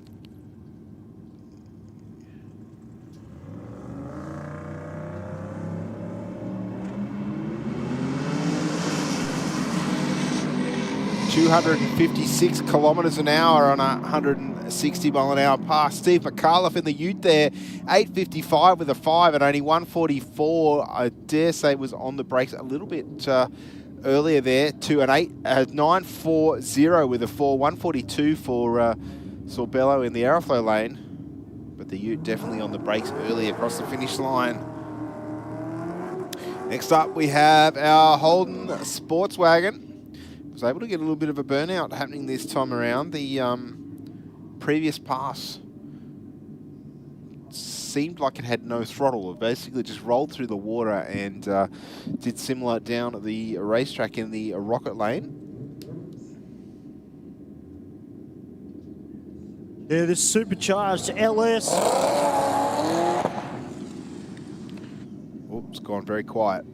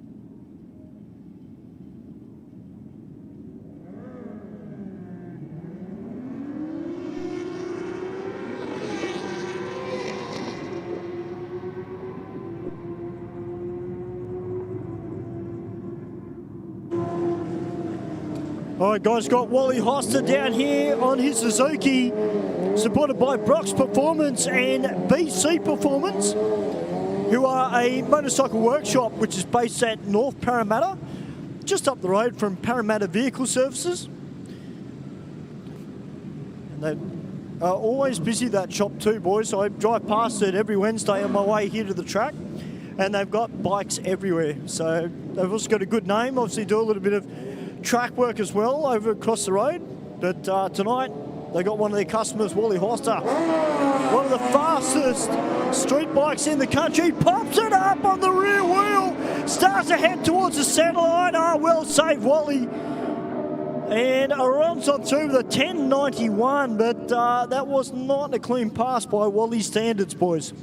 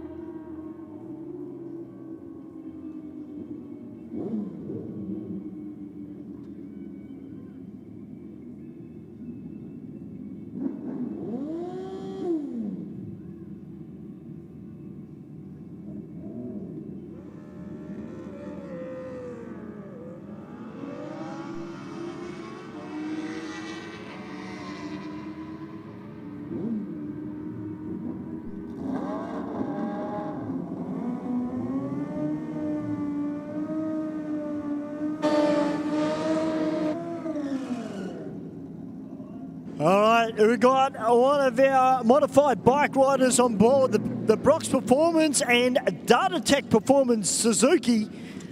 This thing looks wild.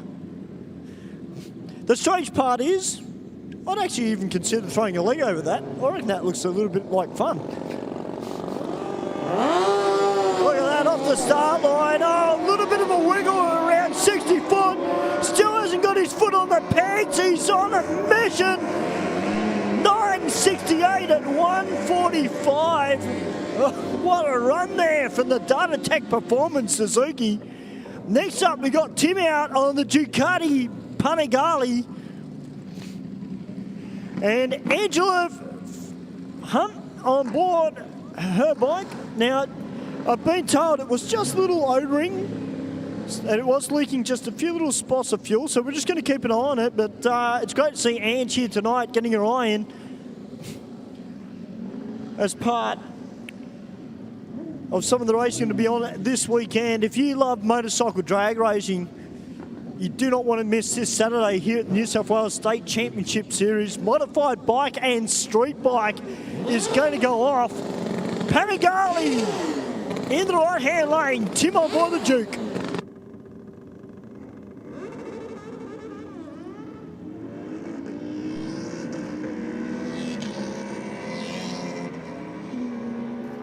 There was a bit of a nervous twitch there for Angela.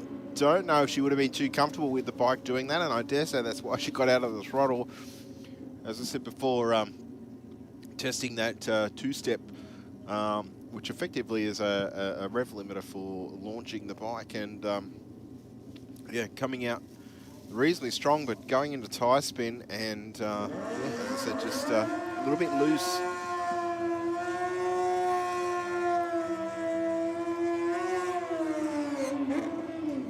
course, Sydney Dragway also hosting Extreme Bike, which, of course, if you like your motorcycles are usually massaged in the wheelbase, normally a lot of turbocharged Hayabusas that run some of them into the 6-second zone at 215-ish mile an hour on a small tyre. Extreme Bike is one of the categories that we provide a bracket for as part of the Speed Addict Clothing Co. Championship Series. But also, if you're a younger racer and want to get into junior drag bike, that is a fairly new category to Australian drag racing, where you can be between the ages of 8 and 17 and get yourself on a motorcycle. So if you prefer motorcycles over cars, then that is an option. We have seen a number of racers in the junior categories jump from the junior dragsters into the motorcycles and doing very well at it, just quietly. It's a good transition, isn't it? It sure is, Mark. I mean, I think I said before, there was one of the races that was at the Winter Nationals earlier this year. He was racing on his mum's daily. Oh, really? Yeah, Yeah, so okay. Took the number plates off and sticking it all up for the weekend, and then come Monday, had the number plates back on. Which I guess, when you think about it, from we're in this state of economic hardship. That's a good way to go racing when you consider you don't actually have to buy something specific to go and do it. You don't need a trailer. You don't need ridiculous. Well, I won't say ridiculous amounts of safety, but in the dragsters, of course, you need the fire suit, the hands device, all of that stuff. And a purpose-built trailer and a decent-sized garage in terms of length to hold the junior dragster. The motorcycle you put sideways up the end, you can still park your car in the garage. Absolutely. You can buy the junior drag bikes for a few $1,000s because they're only like a 300. Okay. Ninja, I think, is one of the. There's a number of different bikes that the class allows, so you can usually pick them up second hand for relatively small amounts of money. Yeah. And you can get out there and have a good time. Yeah, absolutely. And it just suits both ends of it, doesn't it? Like if you like your car 4 wheels, well, junior dragster. If you like your 2 wheels. Yeah, I mean, let's face it. I mean, not everybody's comfortable on a bike. I'm certainly not, but I wouldn't get on one. For me physically, I wouldn't get on one, let alone actually wanting to. But no, I wouldn't, Ben. I wouldn't be on it for long if I got on one. Yeah, so I mean, I think that having that category as part of Australian drag racing is certainly a step forward in catering for a market that we haven't necessarily tapped into just yet. And the class is in its infancy. It's probably been running for 12 months. A little bit stronger up in Queensland in terms of numbers. Okay. Here in Sydney, we have 3 to 4, but there's a number of other people that are talking about getting into the class. It's just a matter of finding the right bike and obviously having the funds available at the time to get on track.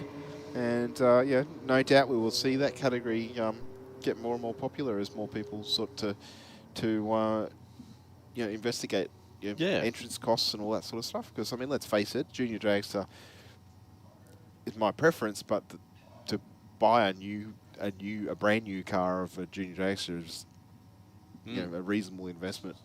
It's a substantial investment if you want to run, certainly at the pointy end of the field. But with all our sportsman categories, that's the beauty of drag racing, is you can run an 8-second pass, or you can run a 14-second pass and still be just as competitive if you do the same thing every time. Yeah, absolutely. Yeah, and I suppose too, like you would when you started racing, you would have been around the early stages of junior dragster. Yes, yeah, I wasn't the first, but it was certainly probably the first, I suppose, 20 people in the country that maybe did it. Yep, I'd say it was hard back then because we didn't really have the internet, so you didn't have Facebook and all the other stuff. You actually had to pick the phone up and and correspond with somebody. But so obviously, I think in '97. Was involved in the junior dragster titles in Canberra. We had 75 entries in that event. That was a junior dragster only event. Yep. And I think at the time there was like 80 or 85 license holders. So we attracted pretty much everybody that had a license at the time. So, which would have been good because you would have seen the growth of that whole sport. Yes. Until the time, like you moved on. Yeah, well, very much so. I mean, I think the category has changed a fair bit, back from, wow, check out this burnout. We now can't see it. All we can see up here is the smoke through the through the lights. That's about it. But the breeze looks like it's picked up a little bit. But yeah, as I was saying, the sport definitely has grown in terms of entry numbers. I haven't seen the entry list for this weekend, but we're probably nudging 25 to 30 junior dragsters. Yep. Just at a track champ. So the big events that we have here, when the big show comes to town, you're probably talking 40 odd. Yeah. So it's certainly strong numbers all round. And with that growth, you do get then you can start putting in different sections of racing. Yes, well, that's exactly what's happening. The category split into 3, which is determined by age and therefore experience. So the A junior dragsters are the quicker cars, and they're generally for the older kids, 14 to 17 years of age. B is from 11 to 14, and C is from 8 to 11. Yeah. Sure. So and this will be the same path that the motorbike will follow as well. Basically, so, which is great. So as you get older, the theory is you're a little bit more capable of handling a faster machine, and therefore the rules allow you to do that. Obviously, elsewhere in the world, I think in the UK they have quite a strong junior drag bike bracket, and they actually have full laydown style bikes. Oh wow! Okay, they're pretty cool actually. I've seen some of them on the Centerpod stream, where our bikes that we allow here in Australia are pretty much a factory sports bike style. You can go the naked bike without the fairing and all that sort of stuff, but most of them tend to be a sports bike style, which is not a bad thing if you like a bit of circuit racing too. You can blend that into it. One of the competitors who I work with, his father, he's doing a bit of circuit racing. Okay. Not with the same bike, but he's also got an interest in circuit racing as well as drag racing. So, but definitely a good breeding ground to get people involved in the sport. Absolutely. And that's the whole idea of it. Look at how many Australian champions we've had in different categories. Come out of junior drag. So not just here in Australia, but everywhere in the world. There's people that have run through junior dragster and then gone into other categories, or commentators. There's 3 of us at least that have done that. Myself, Rusty, and Mark Allen out in Queensland. Mark at least still races in his modified dragster. He's parked it for a little while, but I believe he's gearing up for this season to get back in the seat. Okay. So he'll be pretty busy up there at Willowbank. Yep. But, and Rusty's actually stepped out of it. He's gone into driving a Peugeot. Yeah, he's doing a bit of circuit work. He's been under a little bit of pressure from the Billy Leeds to get a junior dragster though. Oh, okay. Yep. And I know his father's pretty keen for that to happen. Yep. I'm pretty sure. So we will see him back with back on the start line with a race car very, very shortly, I dare say. Well, I know Rusty does have a very well-known drag car hidden away at home. Yes. For one day. So Rusty, I keep telling him that one day's here. One day's he needs to do something, I reckon. Absolutely. Do as I say, not as I do.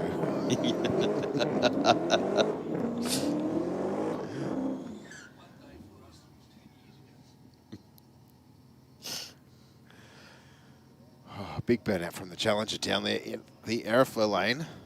Absolutely, the wind seemed to have...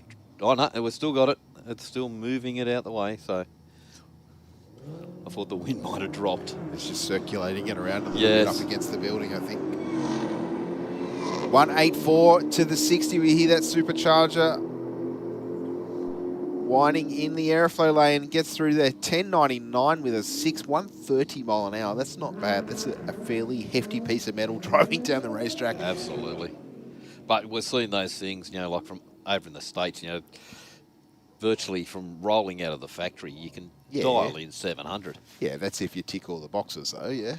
If you pay the right money, yes. Yeah. Like Red Eye and Yes. yeah, but yeah.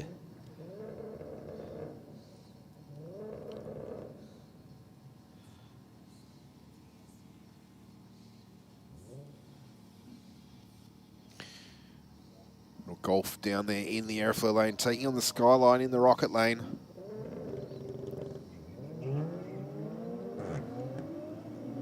Pretty even off the start. I thought the Golf might have had a better 60 foot than that, but looks like the Golf keeping the Skyline very honest at the moment, but I think the 6-cylinder will start to stretch the legs at the top end. 13.10, 118 to a 13.92 at 105.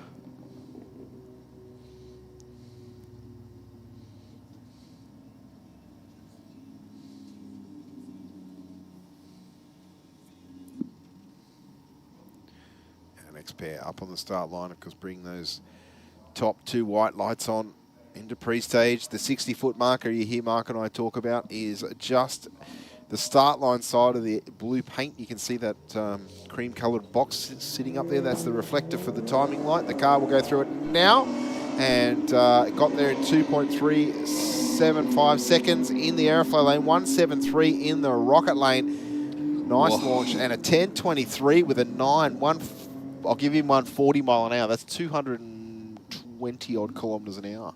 Absolutely. In the Rocket lane. That is motoring 98 mile an hour in the Aeroflow lane. So around 160 clicks. So if that thing had 100% hook up, it would have been around 9.5s. Yep.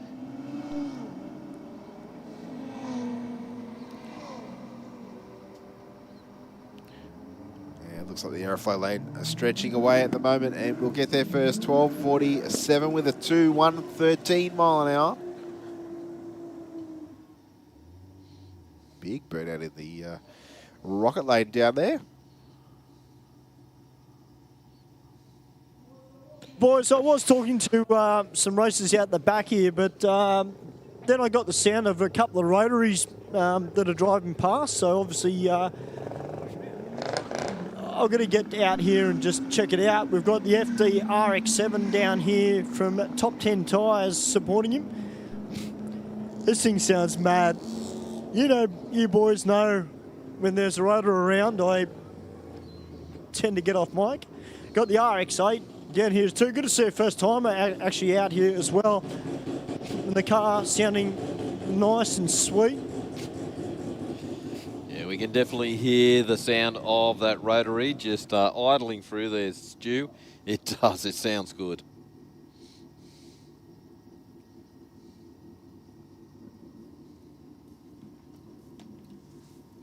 I mean, it is a super theme night, boys. And, you know, the 2Js, and I guess to a certain degree, as the gentleman said, the 1Js have come out to play tonight. But their old adversary, the 13B Turbo, is here tonight. There's only 2 of them, but that doesn't matter. We've got a couple of them. So if there's any Rotary fans that are watching via YouTube, or if there's any of the Rotary fans here at the track, guys, we're not too far away from having some of Henry Wankel's beautiful sounding motors come out. Just a few little drops of oil down here on the start line, boys. Maybe we need to front up one of the rotaries to the 2J, Stu. See how they go. Well, yeah, that could be done. I mean, Michael Curry's got Laugh Out Loud 13B, which has got the gas 2J in an FDRX7 body and car. So, and Michael, you know, managed to get that car down to the 6s. But, look, we're all keeping our eye on a certain workshop by the name of Pack Performance. Of course, they've got their new pro cars.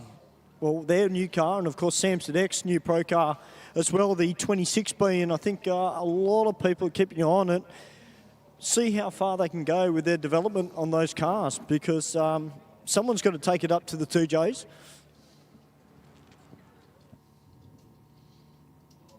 Well, we do, Stu, have the right workshops out here to do the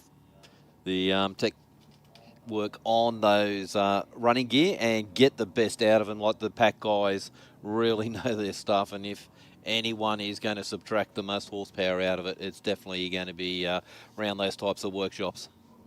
Well, I mean, I think the Pack Performance Workshop have been doing it for so long now. They know inside and out, and of course they've been at the forefront of rotary development in building their own billet componentry. We touched on the billet stuff with the Toyota and the piston engine stuff, like 4G63s, RBs, any of that sort of stuff now you can buy in billet aluminium from a number of different sources. They don't have to be full race. You can get a billet block that you can still run water through and that sort of thing. So, you know, it might not be the best to drive to Melbourne and back, but at least you can still jump in it and drive around the block if your car's still a inverted comma street car. Generally, if you're wanting a billet block, you're probably pushing somewhere at 1,000 plus at the at the flywheel. But you know, the advent of those components has certainly allowed bigger horsepower and more reliability. You know, because let's face it, the factory components will only sustain so much punishment, and you know, when you see some of these full-on race cars, pushing probably, I dare say, 2.5, 3,000 horsepower at the hubs, there's not many factory components that would do that. We saw on Facebook, I think Andrew Zeta posted something on. He had his new car on the hub dyno. There's a 5 in front of those numbers. Wow. Yes. And that's a methanol. I think like a Hemi style power plant. But yeah, we're talking at the wheels. That's insane, isn't it? I think he's certainly got one thing in mind, and that's to be one of the quickest pro mods in the world. Yeah. And let's face it, in the US they're running, I think, 5.1s now. So it's pretty scary when you think we're knocking on the door of a 4-second sedan. And you think of like the development that goes into the motor alone is just mind-bending, but then the development's got to go into the car to manage that horsepower. Like, because it's a waste of time having 1 million horsepower if you can't use it. No, and I mean, that's the thing. Like, we see that with the top fuel dragsters and most of our professional categories, those cars make more horsepower than any racetrack can handle. Doesn't matter. Like, our racetrack here is pretty good, but there's not a racetrack in the world, for example, with a fuel car that can hold somewhere between 11 and 12,000 horsepower. So it's all about how you manage that. So the teams have developed ways to tune the cars to still launch hard enough to get a representative 60-foot, which then catapults them further down the racetrack to get better increments. That could be as simple as lowering the compression ratio with a thicker set of head gaskets. Like, you see, if you sit there and go down that rabbit hole on YouTube, as I've done a couple of times now, you can get lost in all the fine detail. Like, these top fuel cars actually compressing con rods in their run. The team don't go, oh, that's wasted, and throw it out. They measure it, put it in the market and measure it and put it in the drawer. And when they've got 8 of them and they realise that they're not going to get a gazillion runs out of it, but they're certainly going to get maybe 1 or 2 more. They'll put that in to reduce the compression ratio. Which doesn't sound like a lot, but by doing that in that car, you might lose 500 horsepower. That you'd never know. Huh? That you would never know. No, not in that car you wouldn't know. You lose 500 horsepower in a street car. You're pushing it away, but it's just a different world. And I think that the advent of being able to data log so much stuff now. Absolutely. And that's come on leaps and bounds in the last even 5 years, the advent of all the different sensors and being able to pick up and read that data and say, well, I think it needs to do this. It's all well to have the information there, but if you don't know what you're actually chasing, it's kind of pointless having the data in the first place. Absolutely. Yep.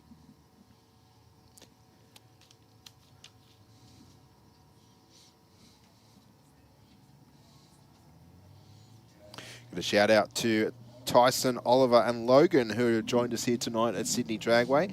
They're here with their dad. I hope you're enjoying the night's action on the racetrack. Plenty of smoky burnouts from our competitors and lots of quick times.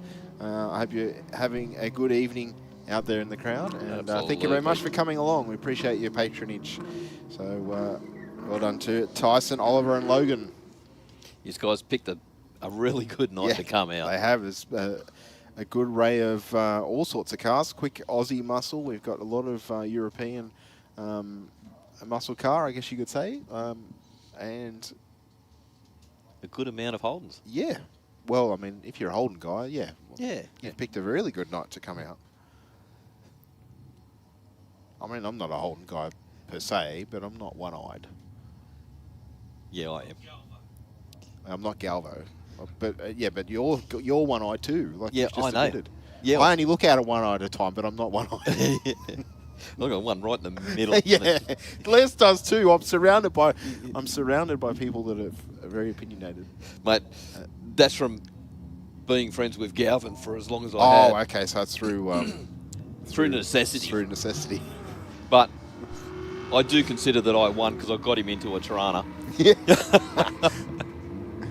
Want to know what you gave him to get him into that state of mind to agree to it? Don't ask. 12.28 with an 111 mile an hour for the VW that was in the Aeroflow lane to a 13.02 at 109 for the Rocket lane. But seeing you asked, you it must was have the just quickest got car him. he's ever driven. Oh, well. What can you say? What can you offer? Numbers are numbers, mate. That's why I've sort of said the other night that a lot of sports are judged, for performance. It's not like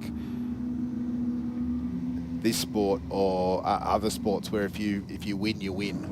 Or you perform to a certain level, you perform to that level. You're not based on someone's opinion.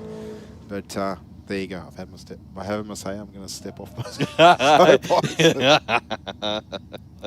But mate, what we can say is that we're all about cars. Yes, very much so. You like our brands, but overall, you respect all the others. 100%. It's a car thing. Like yes. I said to you off air, I was up at Windsor the other day and having lunch with my brother, and as I was standing there talking to him, a really, really nice LJ LC Tirana, like XU1, drove past, and I stopped mid-sentence and went, wow, that's nice. Like, it's just, I quite like that, the LC LJ Tirana. Another car that's out of my price range now, but yeah, that is what it is.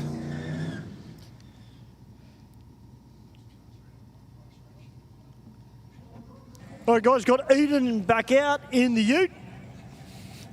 Been playing around with tyre pressure. He hasn't got the same tyres on as he did last week. He's got an older set. So just playing around with the tyre pressures in the car. And, a little turn of the tyres there. A fair bit of water out of the car as well off the start line. Just on that subject too, I know to all our racers, guys, just please make sure that you've got your air conditioning off. And also, guys, just make sure that you've got your climate control off as well, please. Okay, so you're not slowing down racing, and we don't have to keep mopping up water after every few cars that go down the track. So just to all our racers, guys, please make sure that your air conditioning is off and your climate control is off as well.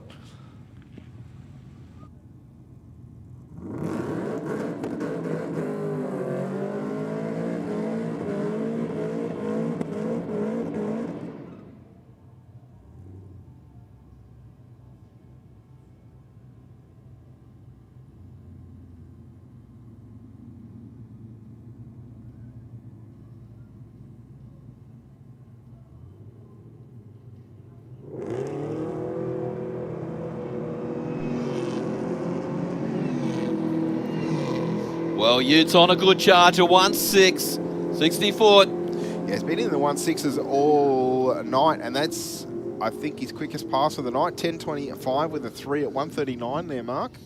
And 12.7 at 123 miles an hour. That's so unassuming, that ute, isn't it? You wouldn't pick it. No. Not from up here. It looks bone stock.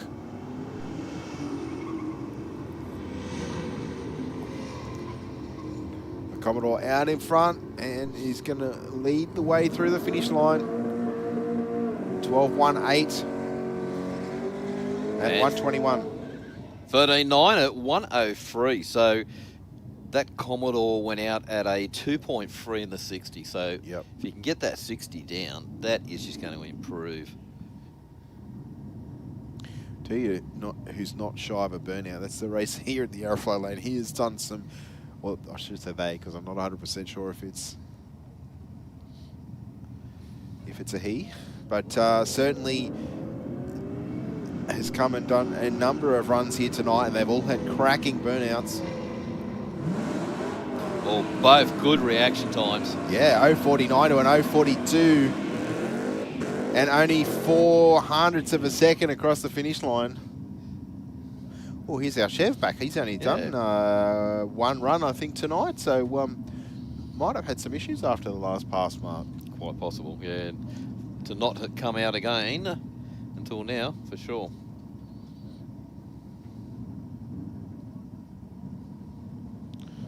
Maybe he's just finding a few more horsepower.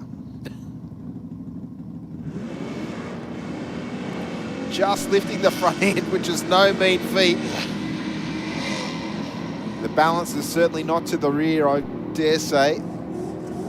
Well, side by side, 47 10,000ths across the finish line. 11.23 with a 7 to an 11.19 with a 4. That thing went out at a 1.6 in the 60. It's not supercharged either, I don't think. So you can see why it threw the front wheels up in the air. Which car is that making then? Hey boys, we're about to go fast very, very soon. R8. We've got an Audi R8. But look at this HJ.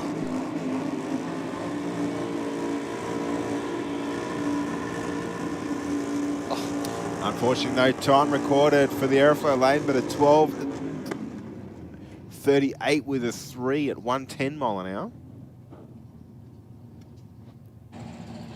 Hey Steve, it's been a little while since we've seen a V10 powered Audi R8 out here at Sydney Dragway. It sure has been, Stu. There's been a couple of really quick Audis running here over the course of the last couple of years, but not something we see a lot of, this sort of exotic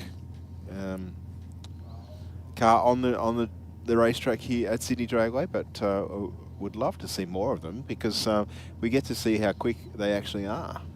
Indeed, yep. I actually caught up with a young guy down here in the Falcon. Oh, yes. What's he running, a twin turbo 302 or something like that? No, it's a V8. Okay. Changed diff gears, put a cam in it. Yeah. And that's it. Wow. 11.50 at 122 for the Audi in the rocket lane. Went 1.7 to the 60. Okay. To a 12.9. So what, that'll be a 302 in this little Falcon, yeah? Yep.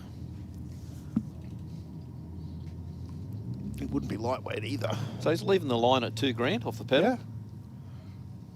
Said he can't get any more out of it. Converter doesn't like it. His leg's just not big enough. 225 to the 60.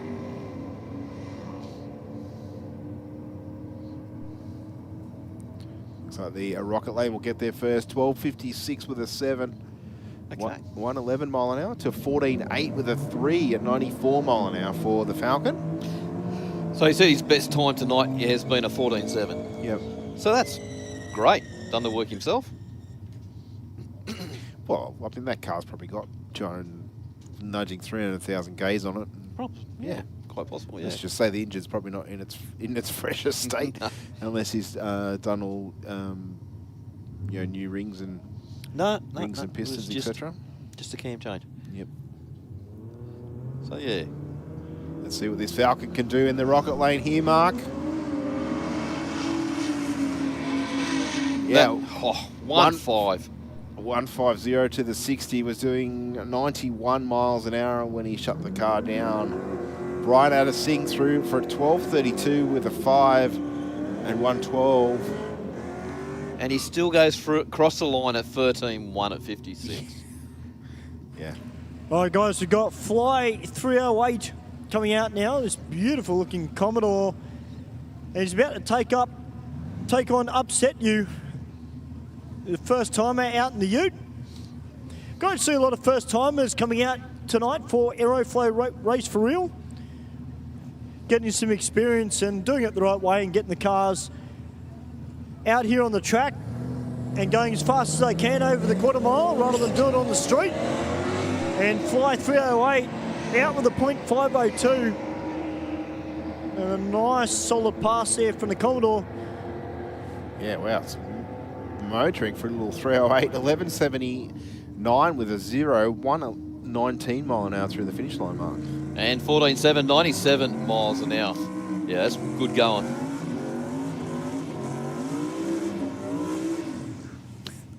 Isn't it funny how we both sat forward? We hear the lazy start to the burnout, then all of a sudden you hear the RPM start to climb, and then the little whistle, and then it's, oh, what's going on down here? Yep. It's up against the Statesman. I'm not sure where I'm going to fit them, but I'm in my head, Mark, I'm thinking that I want to try and do that with the Anglia somewhere. Somehow. Under the back. Yeah, that's what I'm thinking, but I still need the space to bring the pipe up from the front.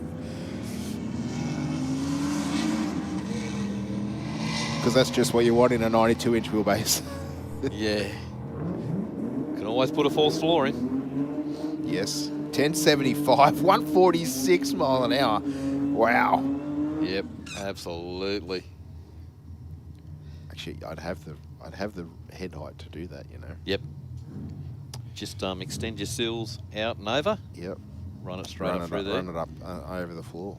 Put them in the boot. We've done this stuff before. I thought a lot about it. I know someone will try to talk me out of it, but you know.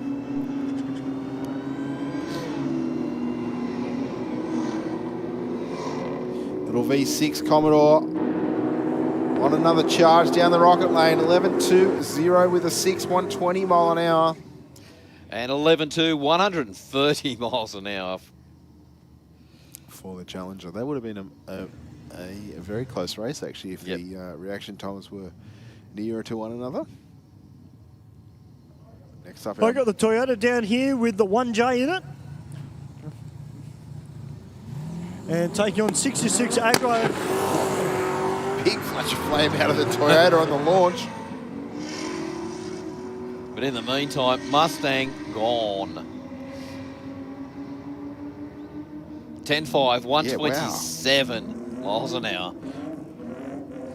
To a 14.5 at 110 miles an hour. I wonder what's in that Mustang, a little 347, or we got something else lurking under the bonnet? I would, yeah. Well, I mean, the Matasevic Cortina is a little 347, and he runs 1050s in Super Street. They're a really good motor. Small stroke, plenty of revs. They worked really well. The Supra in the Aeroflow lane is going to take the win at 12.19 with a 7, 116 miles an hour to a 15.192 in the rocket lane. Supra versus Supra. They definitely were my favourite shape. Yeah, I don't mind the earlier ones like Josh Joust, but this this one's definitely my favourite too. I mean, I don't mind the new ones, but I'm always a little bit,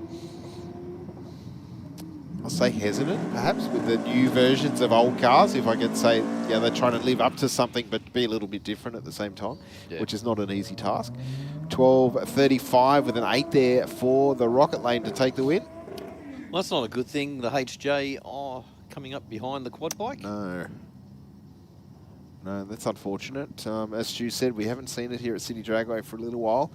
First pass was a little bit smoky. We've got the H down in the rocket lane. Goes out a 1.6. Seems a really set up little car, this one. 11.19 with a 121 miles an hour.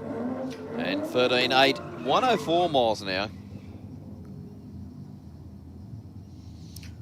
Got a bit of new versus old. Yeah, I don't know whether, I don't think this blue Supra is a factory colour. I don't believe I've seen them in that blue before. Correct me if I'm wrong. Not that there's anything wrong with it. Looks great. Looks great, but I don't recall ever seeing a blue on the factory charts. The Aeroflow lane is gone out like a scalded cat. 11.08 with an 125 mile an hour. And 15.6 at 91 miles an hour.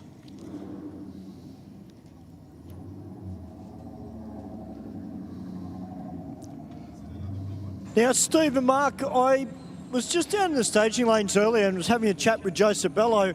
I got a feeling this is actually Joe's son who's driving this Commodore.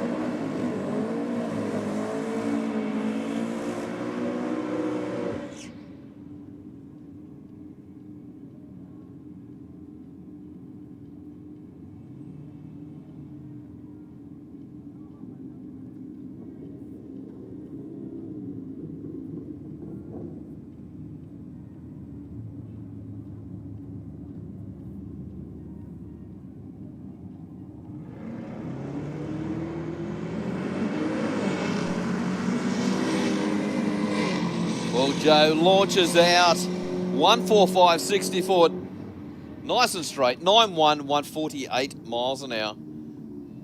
And 11.3 at 130 miles an hour for the rocket lane. Yeah, Joe told me that he didn't want to run an 8 tonight, guys. He wants to save it for the weekend. So okay. He's happy around being around that 9.0, 9.1 mark at the moment.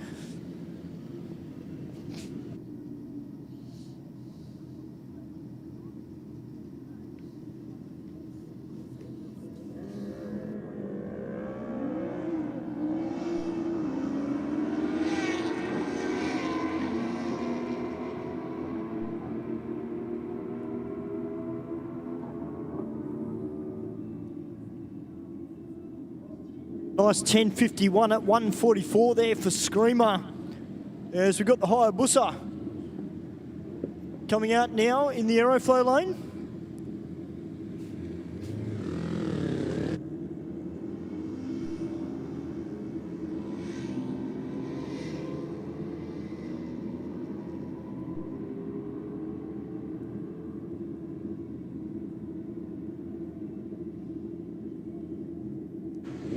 Conditions have really started to cool down a bit out here now, guys. So if you've got a turbo car, you'll be loving it.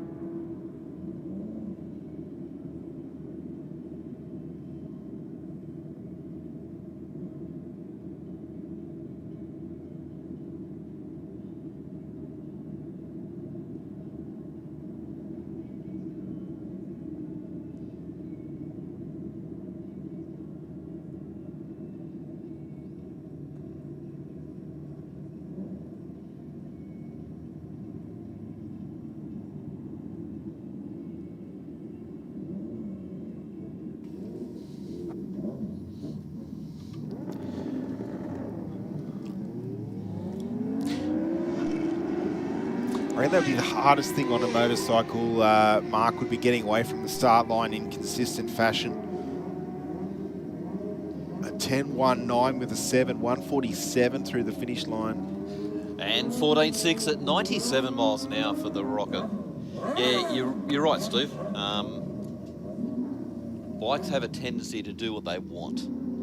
They go where they want. when you start putting a bit of power into them. I think too, especially on a rounded edge tyre, you know, where you're fully reliant on having your foot out for stable to be stable. You know, if you're running a top fuel motorcycle that's got a 16 or 15 inch wide slick on it, you can just sit there. But the downside to that is you on the knife edge when you twist that throttle back. Oh yeah, that's even worse. It goes where it wants the whole way down the racetrack, not just on the start line. Yeah, then you got to deal with the torque of it. Yeah. 9.23 with a 4, 157 for Wally Hoster in the rocket lane there. To an 11.51 at 107 in the Aeroflow.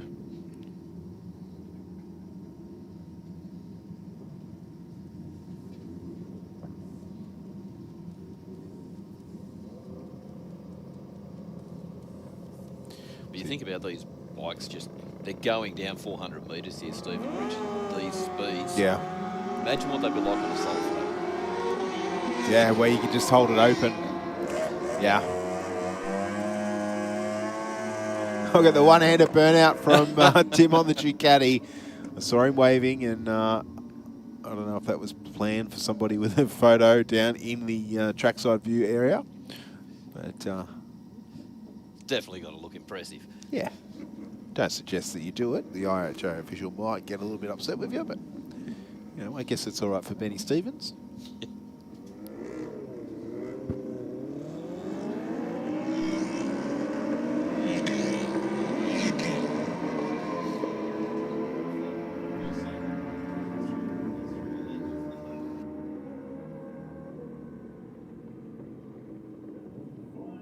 All right, we got Glenn out now in the Super Club. Commodore Wagon, also known for his video work with Red Devils skid vids. 046 on the tree. Oh, look out. Someone's been practicing.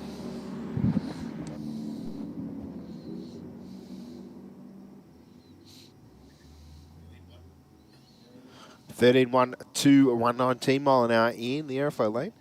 And 16.5, 84 miles an hour for the rocket lane.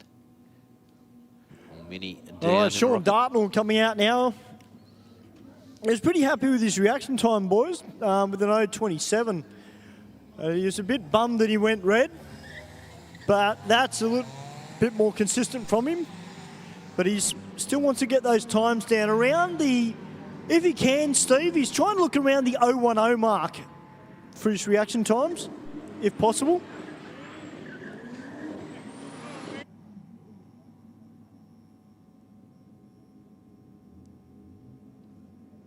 Next up, this Turbo Falcon taking on the SUV over there in the rocket lane.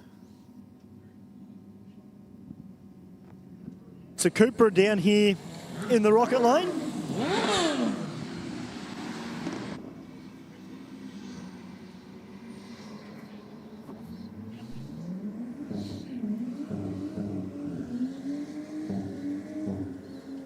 Well, 12.9, 105 miles an hour for the rocket lane.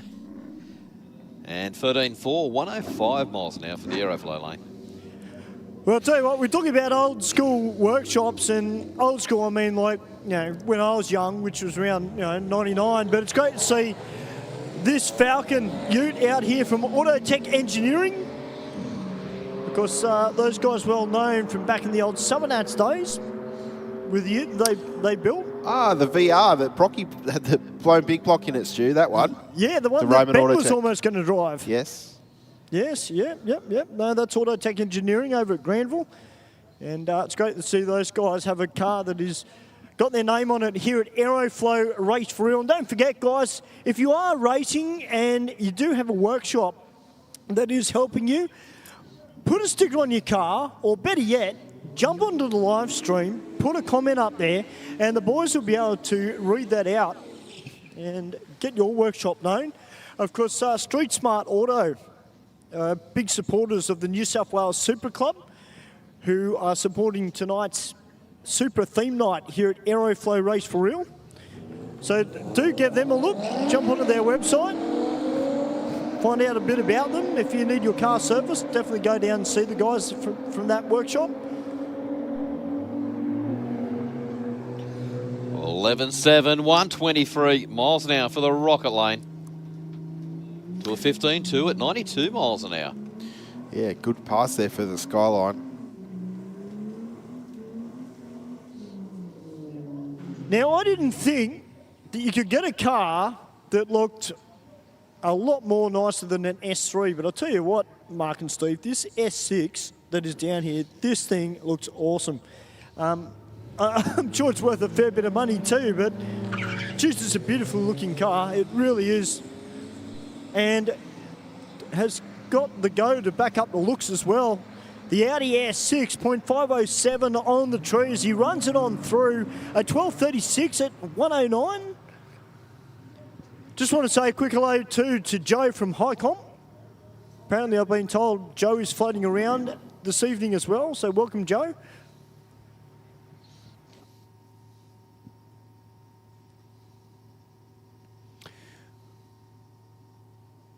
Up at the start line now, we have the little Golf hatchback waiting for the R31 Skyline just to roll up to the start line.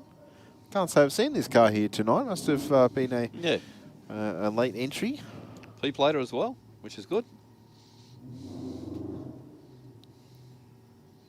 Of course, most of this model Skyline had the RB30 in, didn't it? I think that's the 3-litre inline 6. Yep. Not that popular. No, but did they do a blue and a black, or there was a colour like a block colour, wasn't there in that? I think, from memory. You might not know because you're one-eyed and only like Tiranas or Holdens. But at least it's the car, the engine that went in a Holden.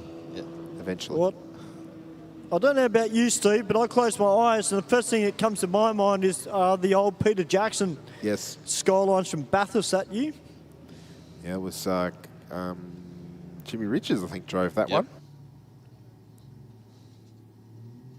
Pretty rare, that car in a two-door, though. Now, I'm going to ask you this question, and there's a lot of people up here in the crowd tonight, so I want to ask this question to you guys. Out of the Mustang, the Camaro, and the Dodge, what do you reckon is the better looking car? Put your hands up if you think the Camaro is the best looking muscle car, American muscle car, of the modern ones.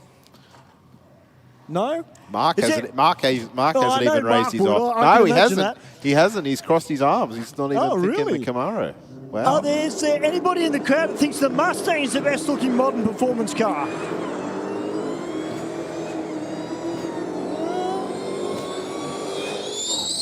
How many of you reckon that the Dodge is the best looking? Because I can tell you right here and now, for me, I think the Dodge is just the best looking modern muscle car.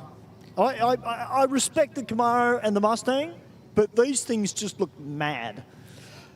And I'm sure that if any of our American friends over in the US, of course, they're a dime and a dozen over there. We don't have as many here in Australia. That's what they do over there for obvious reasons. But it's great to see a big Hemi represented, particularly in the modern age, and putting on a good show tonight as well. It sure is, Stu, and that driver getting more and more confident in the burnouts, more and more confident in the run. 11.0 with a 7 at 133 on that pass. I just find it interesting how it doesn't seem to go full throttle and stay there in the burnout. Yes. Like I don't know if it's the software is stopping it from doing that or some sort of traction control. I don't know. Another first time run here in the Navara. I think it is in the Rocket Lane. Yep. Taking on the Skyline over there in the Aeroflow lane. I know one thing though. Well, guys, we've got this BMW down here, and it's got a little bit of help on the side of it from rolling stock, and they've got a couple of their big four-wheel drives parked out the back, and those things look mad. There's a big Land Cruiser out the back, Mark. And it's got the most sexy set of wheels on it that I've ever seen on that model Land Cruiser. So, great job by the guys from Rolling Stock. And we're going to get those guys here for when we have our next four-wheel drive or diesel night. We want to see those things on the drag strip. Well, that's coming up, I think, in early October, if my memory serves me correct, Stu. I'll tell you what, this Beamer is no slouch. No, 157 to the 60. Smashing through that gearbox. And a 10.08 with an 8. 139 miles an hour. How close are you going to get to a 9-second pass? Eh? Yeah. And 14.3, 99 miles an hour. Pick up a 10th and you're there. Yeah, exactly. Yep.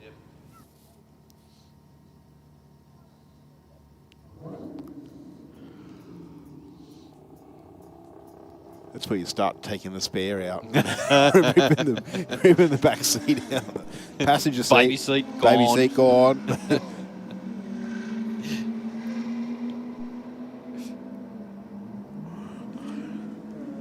And a 12.11 with a 9, 114 mile an hour. I'll take it in the Aeroflow lane.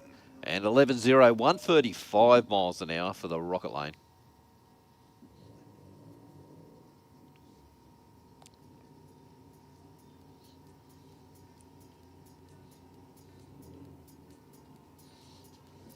Where else do you save weight? Drain all the fuel out? Leave like 2 litres of fuel in it?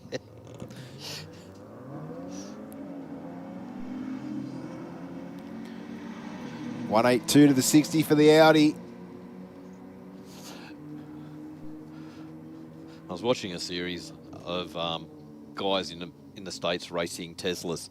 Oh, yes. And one of the guys had the performance pack. Oh, yeah. So twin motor, high output. And that's virtually what he got to the stage of. Yes. He was cutting stuff out of the car, like inside doors. He was just cutting holes out of everywhere, some of the frames, just to try and get every gram he could out of it. Yep. He's just chasing a 9-second pass out of this thing. How do I put this? I've succumbed to the fact that electric cars are coming. Yep. Right? I know they're coming. But I watched a show the other day in the US. An actor of some form, had an unrestored Stingray Corvette. Oh, not a real early one. Roadster. Like he would have got hate mail for sure. Yep. Took it to a reputable business that converted it to an electric. I can't repeat that, Ben, but I'm sure that wasn't. I'm sure you're not the only one that was thinking that. I didn't watch the whole thing. I just thought, if I understand that you want to do something a little bit different, but they cut up a genuine unrestored car, and it was in immaculate condition, like worth a fortune, and rare as hen's tooth even in the US. To do an now on the back of this RX-7, and he's got a sticker on the back of it saying Queen Street Customs. Now, I'm going to use that as a little bit of a segue because I don't know if you boys have been on Facebook at all this week, but they had the first fire up of the brand spanking new Queen Street Customs R35 GTR Pro Mod with a Matux built RB30 underneath the bonnet. So we look forward to seeing another one of these tough 6-cylinder Pro Mods making their way out onto the drag strip very, very soon and getting some miles under their belt, a little bit of testing.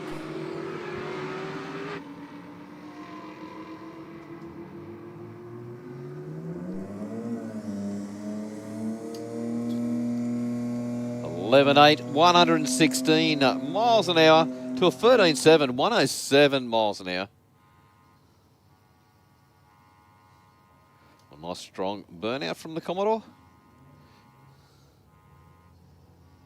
Smoke is just whizzing round. Where I can't see it. I know it's coming from the car, but I can't see it. Actually, you can't even see taillights now. No. Sounds? Oh, it sounds like he's doing another burnout right now. Yeah.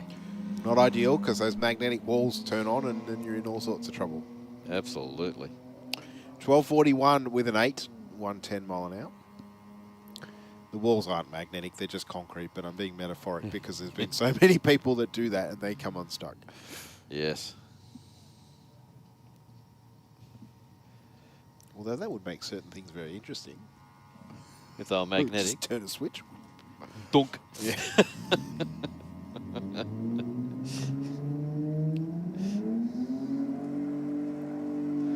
I suppose it'd stop them from spinning and bouncing from wall to wall, which is what usually happens. Well, actually, you could reverse. You could reverse do the polarity so it wouldn't hit. I'm overthinking it. Although I could have just made a fortune because think of how much money I'd save at races. Yes, yes, indeed. I think there'd be a lot of racers now going, "Why didn't they have that when I was driving?" Yeah. No good if your car's fiberglass or a Corvette Stingray, but you know. Yeah. With an electric motor. Yeah, or carbon fibre. But at least if it's carbon fibre, you can always just make another mould. True.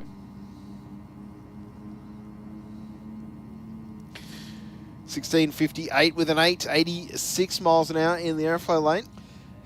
And 18.7, 74 miles an hour for the Rocket lane. All right, Eden back again in his utility.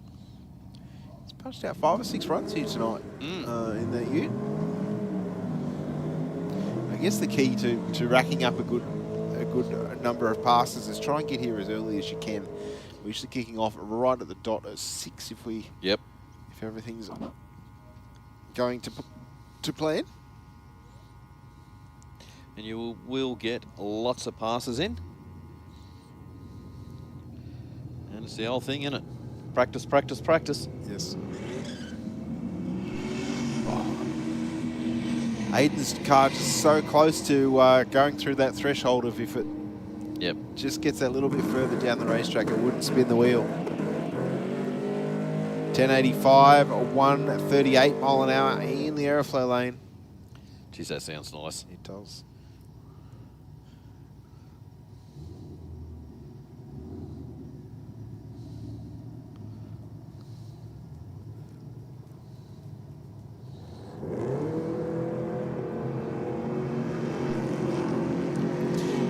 That car is that utility is so consistent in the 60 foot.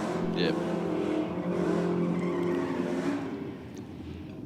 Goes through 10 to 139 miles an hour to a 15.2 at 74 miles an hour.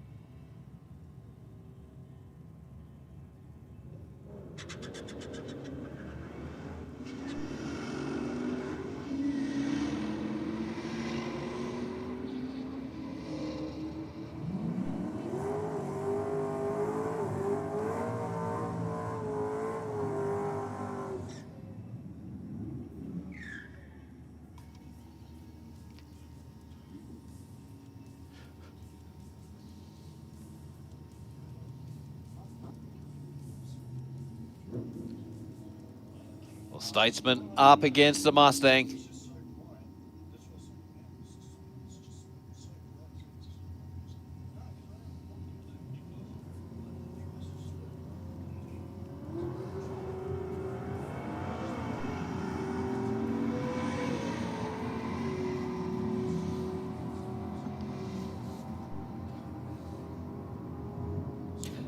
(10.5), 127 miles an hour to a 15.4 at 94 miles an hour.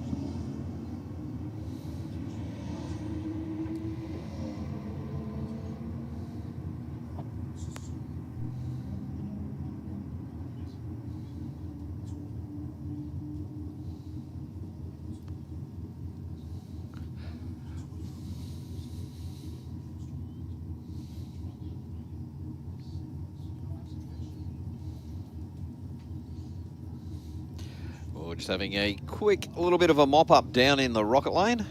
Bit of condensation down on the track.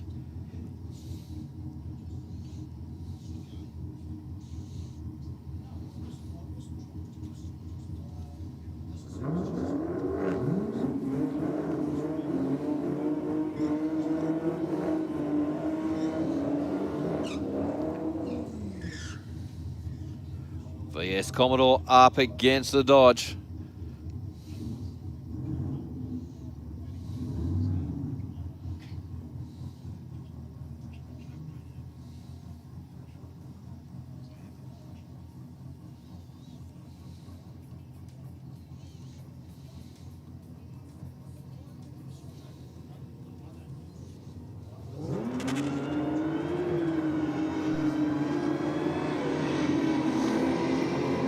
Well, Commodore goes out a 1.460 foot on a good pass, 10.2, 132 miles an hour to a 10.9 at 130 miles an hour.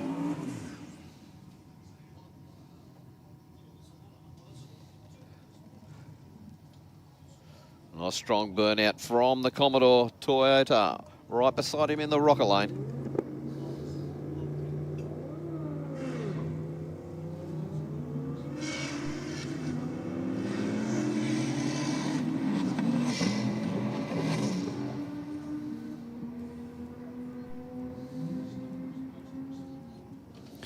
Sounds like the Commodore went quiet at around half track there, Mark. Yeah, it did indeed.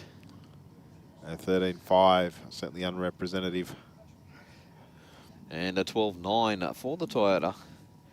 Look like it has left a bit of residue on the track. It's just sweating horsepower, mate. It is indeed. You just can't give that stuff away. No, so hard earned. Just trying to work out with the Supra that's sitting down in the Aeroflow lane, Mark. Is that a pearl overcoat or is it a wrap of some form? Hard to tell. Looks like it's pearl. It's definitely pearl. What it is, whether it is a wrap or not. Yeah, it's hard to tell until you get up close to them. Some of the wraps I've seen now, they're just really, really hard to tell until you open a door or something.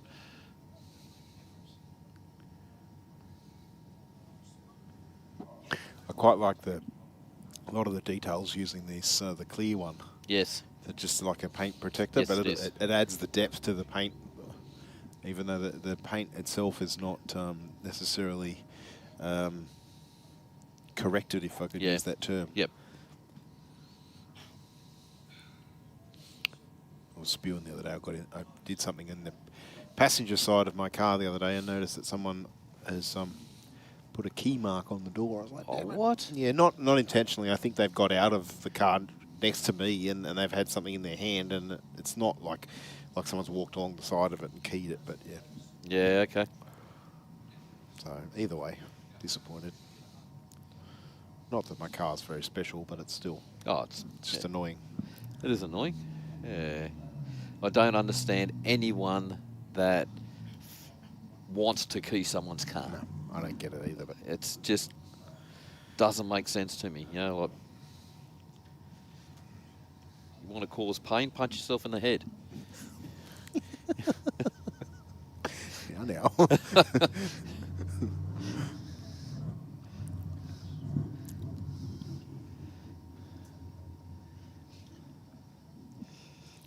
All right, I'll tell you what, while we wait for that to finish to be mopping up, we'll just throw to our big screen for a couple of quick words from some of our sponsors. Mark, Stewie and I will be back with you very, very shortly. Thank you. Aeroflow Performance provides a wide range of high-quality performance products for racers, street machines and hot rodders. From fittings, fuel system components, intake solutions and even turbocharger systems, you can see it all at aeroflowperformance.com. I've chosen to use VP Racing fuels since I was a teenager racing motocross, which was 21 years ago now. I just have a really personal trust with VP Racing fuels. Running on the ragged edge of blowing up and not, a lot of it has to do with the race fuel, and that's what we rely on, VP Racing fuels. VP has been making racing fuel for 43 years.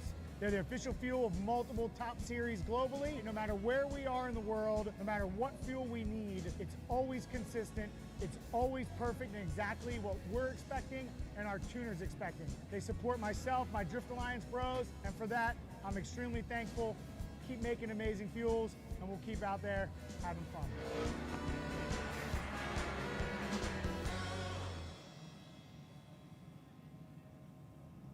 BikeReview.com.au is Australia's leading website for performance and modified motorcycles. BikeReview.com.au is the only motorcycle-focused website to feature motorcycle drag racing on a regular basis. And in the words of editor Jeff Ware, our involvement with Sydney Dragway is our way of putting back into one of our favourite sports. BikeReview.com.au. Stay informed, up to date and entertained thanks to Para News. Para News is Parramatta and the Cumberland area's leading free and local newspaper, delivering the best content from on-the-ground journalists and providing businesses with direct access to potential customers. News, sport, entertainment, puzzles and so much more. Para News really is the heartbeat of Parramatta and Cumberland, and it's out every Tuesday. Get your free copy at selected locations in the area or check out paranews.com.au. Bank said no to your home loan? Talk to us. Not a bank. Talk to Australia's real-life non-bank for home loans, car loans, personal loans. Pepper Money, the home of loan options. Whether you're building a street machine or a race car, Aeroflow Performance has a solution for you.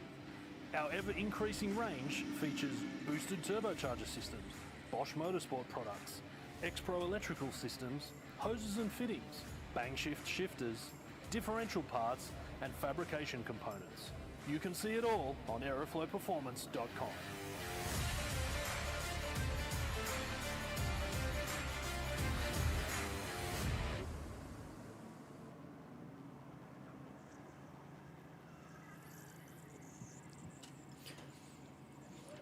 Well, ladies and gentlemen, tonight's Aeroflow Race for Real Super Theme Night is proudly supported by the New South Wales Supra Club. And they have an online shop. You can get all your New South Wales Super Club merchandise, guys. And make sure you go on to New South Wales Super Club.square.site, or you can visit their Instagram page at New South Wales Super Club for the link. And we do thank those guys for all their support tonight for Aeroflow Race for Real. And also, guys, Street Smart Auto is proud to be a New South Wales Super Club sponsor. Street Smart Auto specialises in all mechanical and auto electrical works. From servicing to complete engine rebuilds, car rewires and more. So for more information or to get in touch, visit their Facebook at Street Smart Auto or call 0433 158 199. That is 0433 158 199. That's from Street Smart Auto. Great supporters of the New South Wales Supra Club.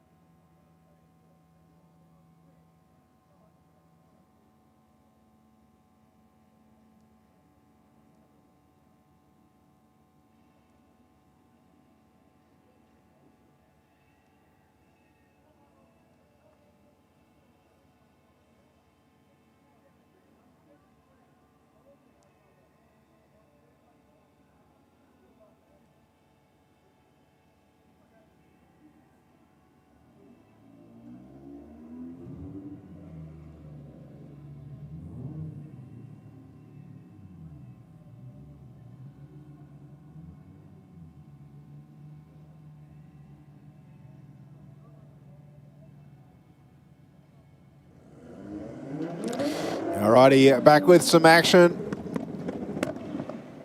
Pair of Supras doing battle. We've got the younger generation in the Aeroflow lane. Oh, we're going a generational thing now, are we? Well, it is generational. What do you beat? Ageist, are you?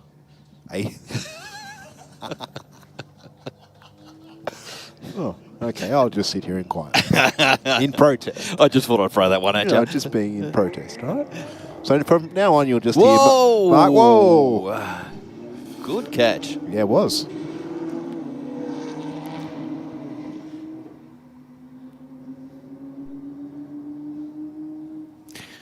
But in the meantime, over in the rocket lane, 12.8, 133 miles an hour. That's the car went 133 before. So certainly there is a bunch left in that car. Absolutely. In terms of ET, 133 mile an hour would be a low 10. Yep. I'm not supposed to be talking. Oh, no, it's okay. Yeah. You've insulted everyone now, so it doesn't matter.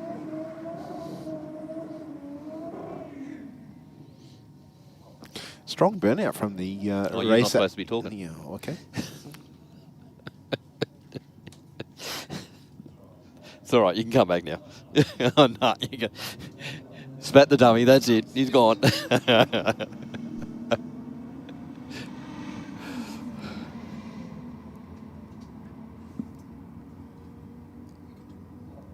Oh, okay. Thanks. Well, 13.6, 107 for the rocket lane. And 14.0, 106 for the Aeroflow lane.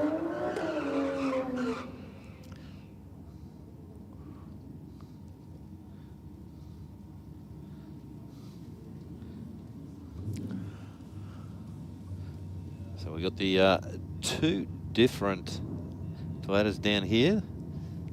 The Supras. It's the same generational thing. It's a generational, yeah. We can see the younger ones quicker.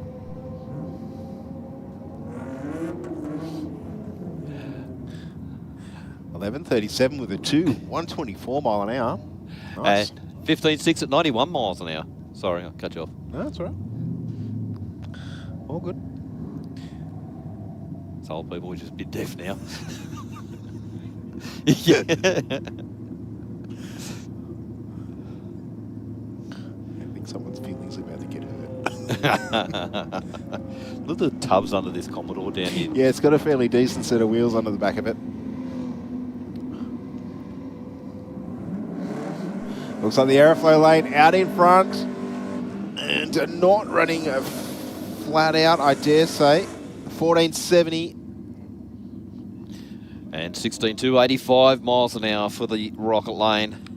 Because now we're switching over to Pro Tree, Mark, which is where all of the ambers flash at once. Probably a little bit difficult to cut an O light in a street car here, but you never know. Some of our quicker cars probably have a good shot at it, but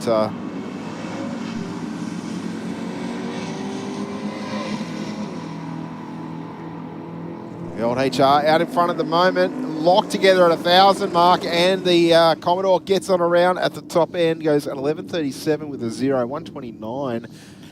And 11.1 for the Aeroflow lane. And a big burnout from the Commodore down here in the Aeroflow lane. Yep, turboed LS on board, I dare say. It was a blown Tirana running on Saturday. I thought, I wonder what sort of motor it had on it. And he went straight to the limit. I'm like, yep, LS.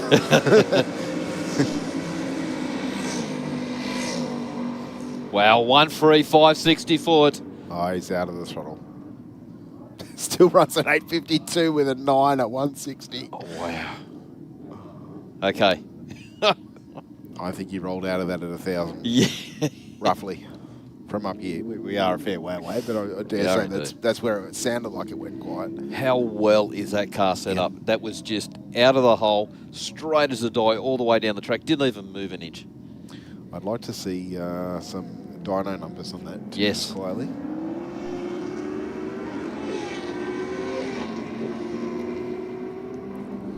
Back into our bikes.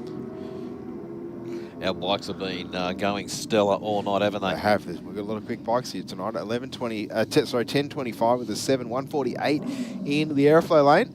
And 11.8 for the Rocket lane.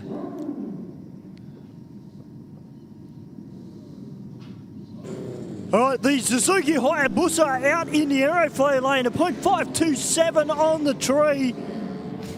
And the young lady on board her bike in the Rocket lane. Great to see a couple of ladies racing tonight on two wheels. And runs on through with a 15.99 as we've got the BMW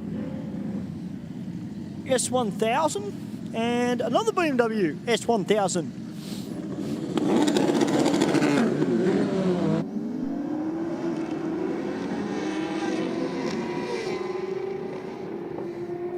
Looks like the Rocket lane out in front at the moment. 10.42 with a 1, 150.5 through the finish line to a 10.45 with a 9 at 144 in the Aeroflow lane.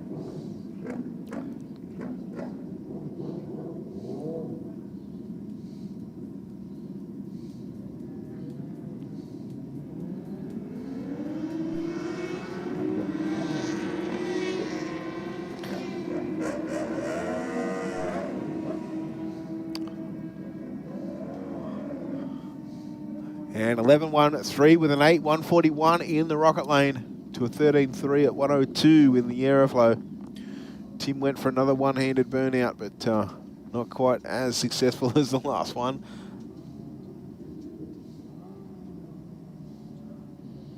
That's Tim on the Ducati in the Aeroflow lane.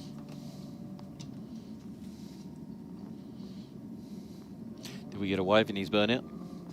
It was only a very short burnout this time. He did wave though.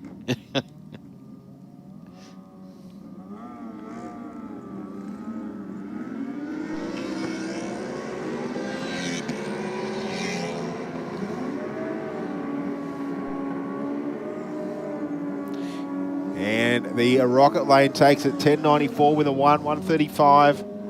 And 10.8, 133. Absolutely nothing between those two bikes. So we talk about 60 foots quite a bit tonight.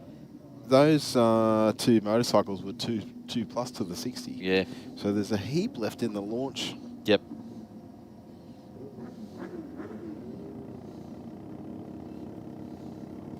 But I guess the problem with the street bike, if you go out all aggressive on the launch, you throw it over backwards. That's it, yep. Oh, the Rocket lane right over on this centre line, almost on the unprepped part of the racetrack. It's Brave being over there. 10.03 with an 8, 135 mile an hour to a 980. You're still catching your breath over there, Mark. Wow. That is not where you want to be at 130 miles an hour. No. Yep, exactly. Dust is slippery. Yeah.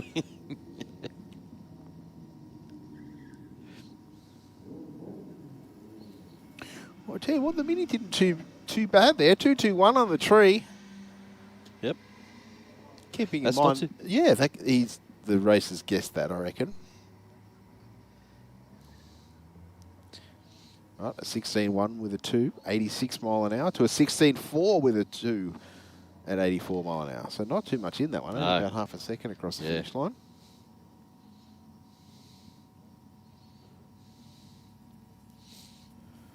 Sean Dartnell over there in the rocket lane. Again, not a bad light. Okay. So I guess guys are getting it figured. Yeah, without being rude, the slower the car, the harder it is to cut a good line on a pro tree. 13.1 with a 4, 103 in the Aeroflow lane. And 16.7, 81 miles an hour for the rocket lane. I'm still surprised that we haven't seen an electric car in Street Fighter. Okay, so none at all. Yeah, I'm surprised at that. Because you think about it, this is me as a racer point of view, right? Weather doesn't affect it. Instant torque. Yep. No wheel spin. What? It's a no-brainer, really, I think.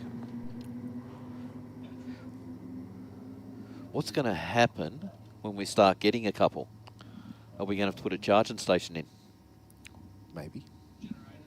Generator.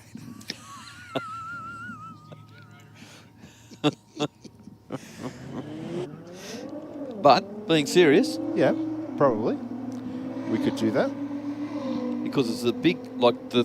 Yes. The quicker they get, like the more you turn them up, the bigger the draw. Yeah, the mileage just doesn't stay the same, surprisingly. No. Much the same as with petrol, isn't it? Like you drive normally with petrol and you get 800 Ks to a tank, you thrash the living daylights out of your car, and surprisingly you get 400 Ks out of it.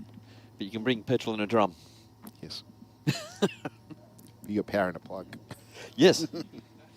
Yep. Sorry? You can. It's a big battery. A little Audi away nicely. The 175.60, but I think it's going to be gobbled up by the Toyota by around about the 1,000-foot mark. No, he didn't get there. Not at 1,000 he didn't, but right on the finish line mark. 10.36, 131 mile an hour through the top end.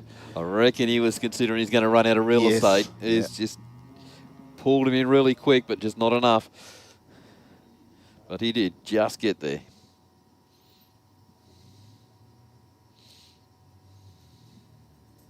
Yeah, I mean, I think that the Teslas did bring out I don't know whether we got that model here, but they had one that was over 1,000 horsepower. I don't know what that equates to in kilowatts. Well, they were talking about a free engine one that they're working on. Yeah, okay.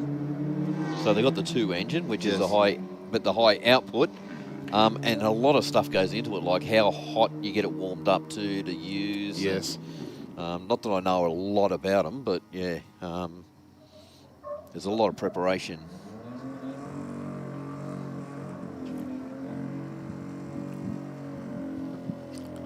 It's all right. I'm not. Yes, that's. Oh, okay. Yeah, that's, yep. Yep. All right, hashtag NavLife, the big Nissan Navara. Taking on the skyline. KBW Fabs.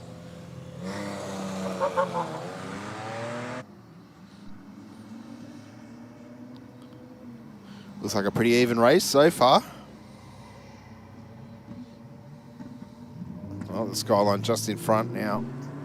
And probably will stretch away a little bit from the Navara. 17.73 with a 4.77 miles an hour in the Rocket.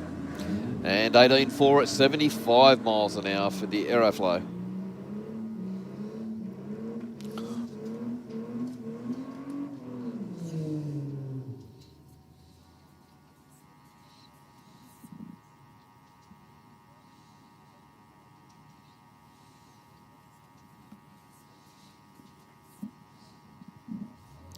Another one of our Commodore racers doing strong burnouts every time they come to the water box.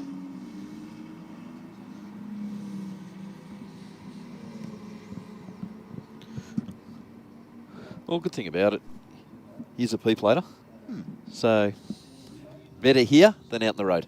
Yes, I agree.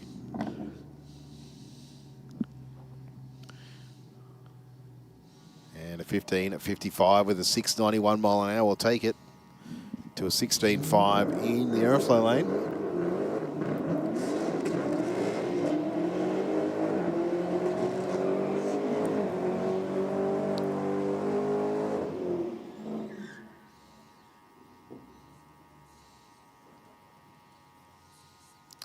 So Challenger driver definitely getting more confident in burnouts, I believe. Yeah, indeed.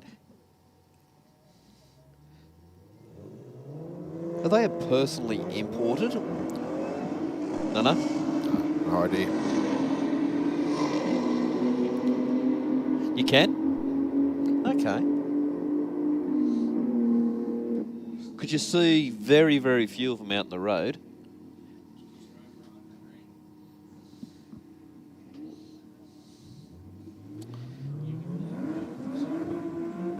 Yeah.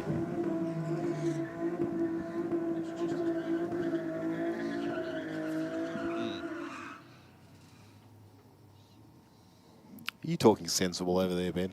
It sounds like you're talking sensible again. Did he say something? Oh, I've seen his lips moving, but yeah.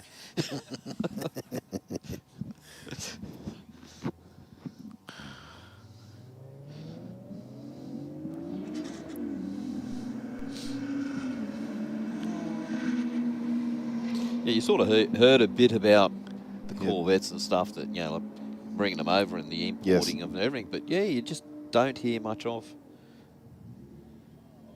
Yeah, I've heard the new Corvettes are pretty stupid fast.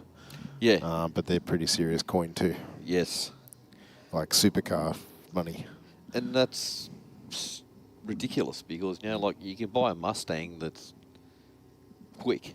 Yes. For affordable. Yes. And I do believe from a commercial point of view, Ford definitely got that right with the Mustang. 100%. Yeah, the price point is ideal for people that want a performance car, that want a new performance car, that want the V8 sound, that want, you know, the history, I guess you could say, from driving a Mustang, and that's whether they're a Ford or a Holden guy that still own it.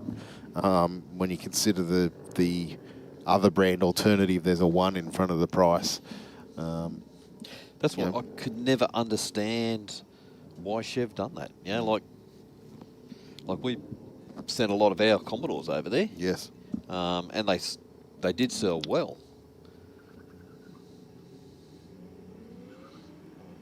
From my understanding, they were affordable over there, but, you know, like bring the Corvettes over here, not affordable, you're not going to sell them. But I kind of feel they're probably not chasing that market.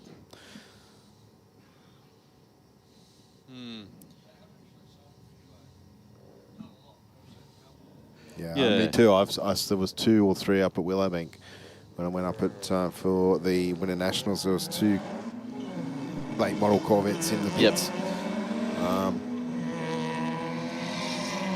Well, I think the factory that does the conversions is in Queensland. Oh, okay.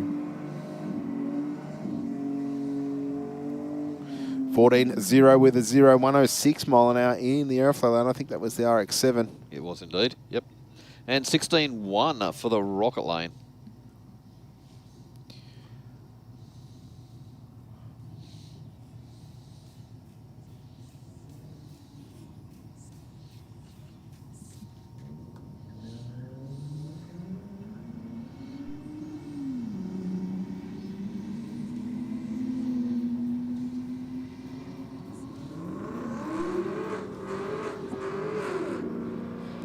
$11.85 with a 1.116 for the Golf in the Rocket lane. And 16.3, 87 miles an hour for the Aeroflow lane. Oh, Commodore up against the Audi. A bit of Euro versus Aussie muscle on the start line. The Aussie car away first, but the Euro Muscle in front by the 330 foot mark.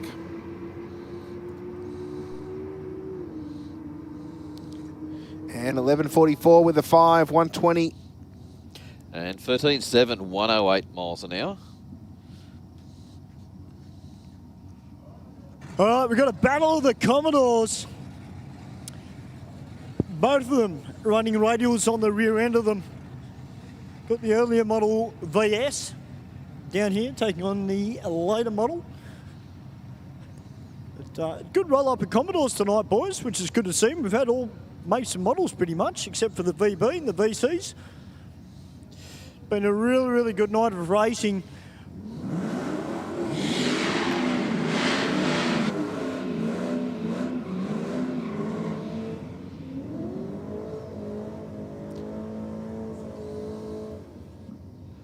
Well, quick, short little burnout for the VZ, but VS just getting plenty of heat in those tyres.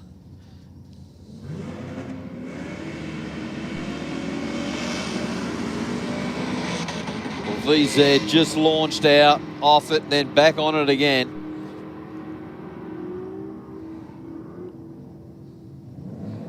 .11.6, 117 miles an hour to an 11.4, 116 miles an hour. We're going to battle the Super Street competitors, and Eden just drove past me with a massive grin on his face. So keep an eye on the ute. Knowing Eden, he's had a fiddle with it. Well, Stewie's had a few problems getting it off the line.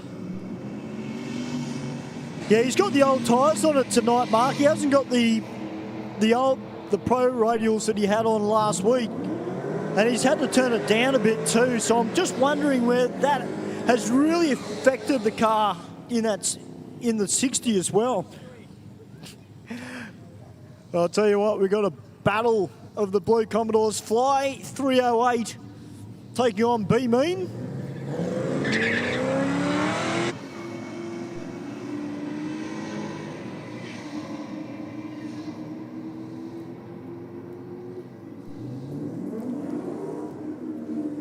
.11.6, 119 for the Rocket lane to a 12.7, 122 for the Aeroflow lane. The R8 back out again.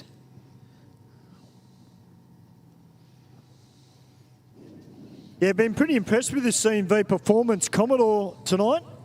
First timer out here. Vic from CMV has been out here helping him. And the Audi V10 screaming off the start line, nice and straight down the Rocket lane.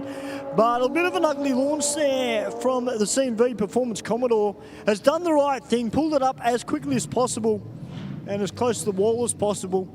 And we will get this looked at. But from down here, Stephen, Mark, doesn't look like there is anything untoward on the track in terms of liquid. Oh, that's a good thing, Stu. But in the meantime, the Audi went through 11.4, 121 miles an hour. But we did see that Commodore launch out and didn't sound real good on the track mics. Yeah, it sort of looked like it's squatted a little bit in the rear, which they all do because they're independent rear. Yep. And then it sort of shimmied a little bit, and then all of a sudden the brake lights came on, and yeah. I didn't hear any bangs, though. So it's... Just as I say that, Keithy down here is picking up little bits of metal off the track. So something has let go on the rear end, unfortunately, of that CMV Performance Commodore. But hey, that's drag racing, isn't it, boys? It's a brutal sport at times. Mate, the weak point in those things is the drive shafts.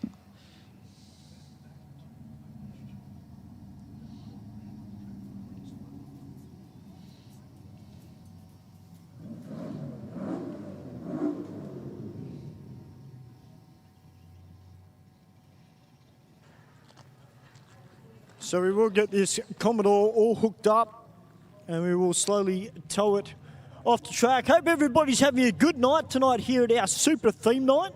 Big thank you to all our spectators, all you guys that have turned up to come out and support the event.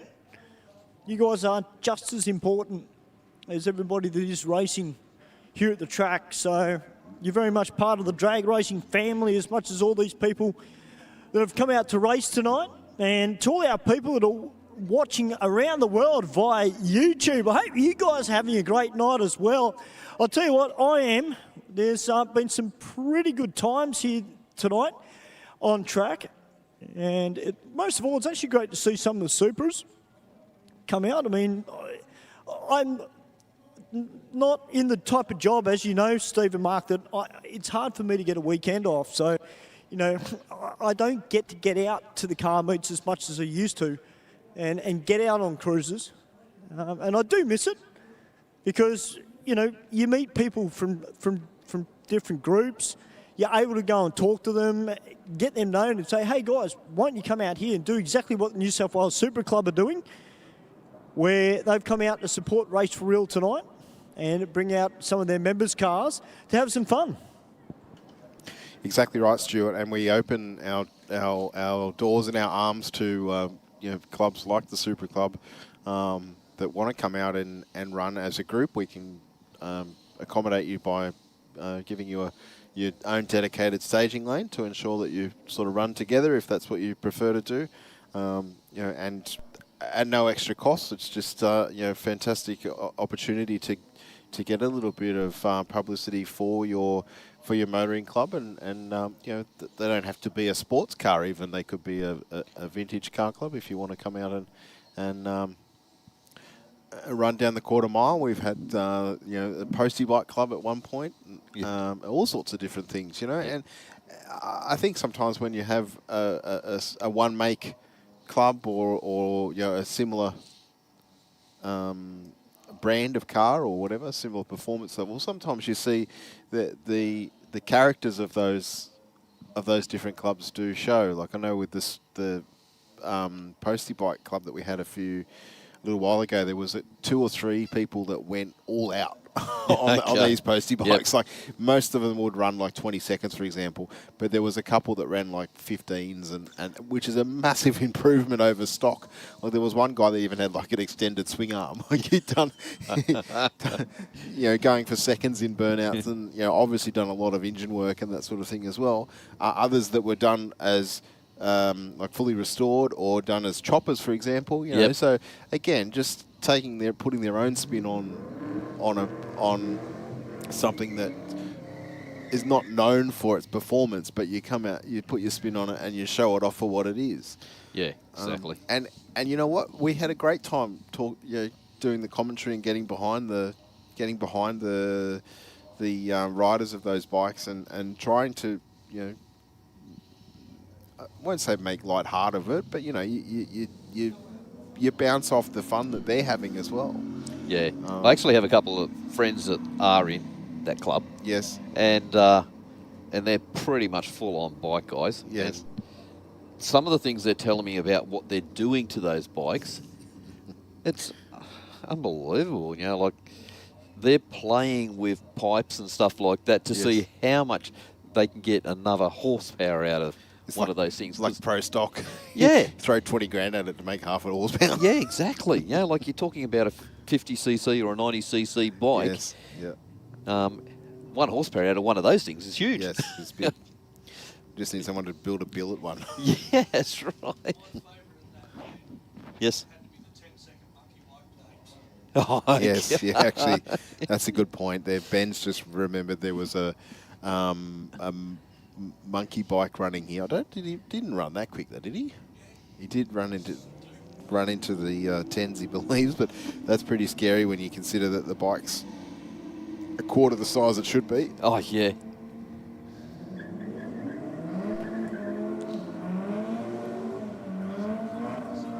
Yeah.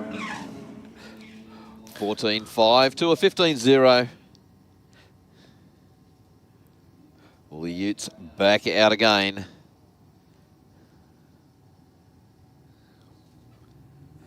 Up against the Commodore.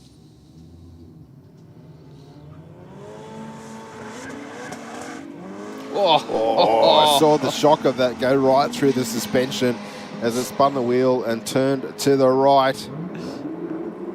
Motoring at the top end though, 1079 with a 7, 131 mile an hour. That was actually quite impressive how that thing left the line. Yeah, well, of course, there's no weight over the rear. No.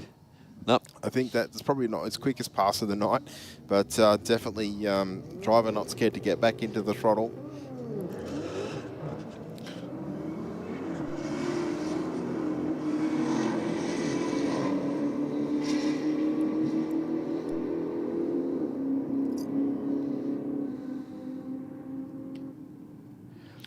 And 11.09 at 129 mile an hour. And 13.3 at 111 miles an hour. I've been pretty impressed with this Jones Auto A90 Supra down here in the Rocket Lane. Now, I'm presuming this car has been wrapped because it is a sensational looking colour. It's got a real pearlescent paint job about it. And they're out here having a lot of fun. It's good to see Jones Auto becoming a part of Aeroflow Race for Real. Well, it's good to see it going straight down the centre of the lane this time around. 12.77 with a 2.116. Of course, last time out we saw it nearly cross the centre line. And a 12.97 with a 4 in the Aeroflow lane.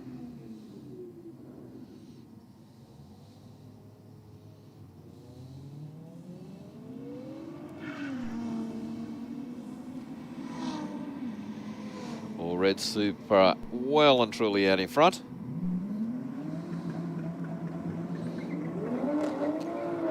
Goes through 12.9, 117 miles an hour to a 14.8 at 100 miles an hour.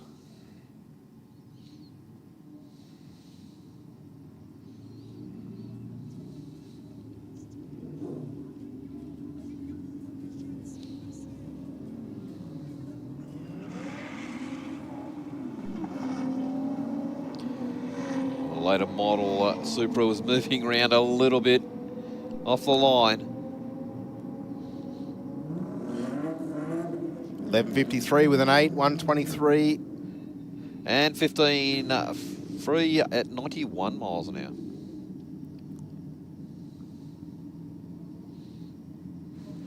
Well, of course, a lot of these early model Supras came out of the turboed or non-turbo. And it looks like we've got a decent mix of both types of 2Js here tonight, which is good to see.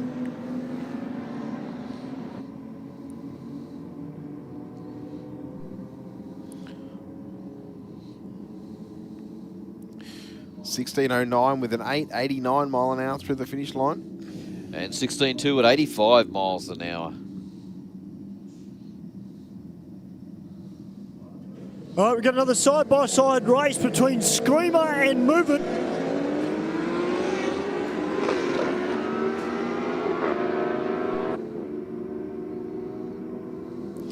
Wow, 10.23 with a 2, 147. And 11.8, 126. Well, the little 300cc Kawasaki Ninja. A bike that you'd be fairly familiar with, Steve. Of course, they use those a lot in junior drag bike around the country in that category. And the young lady taking on the Hayabusa, racing herself, so it doesn't matter if she loses to the Hayabusa. She's out here having fun and trying to beat her own PBs on a little 300cc and a 15.51.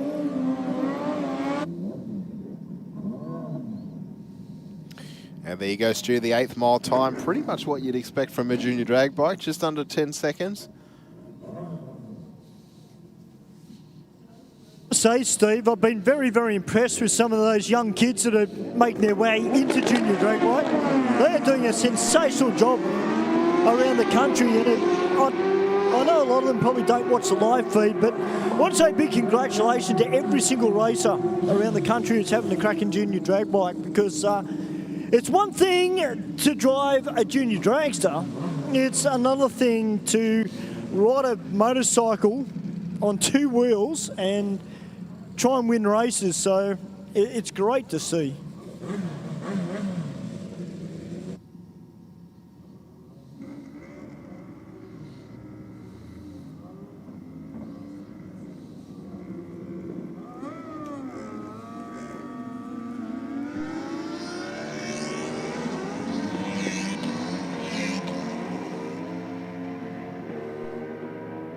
Ooh, sounds like one of those bikes slipping through the clutch a little bit there, Mark. Yeah, definitely was. 11.0, 133 miles an hour. To an 11.2, 125 miles an hour.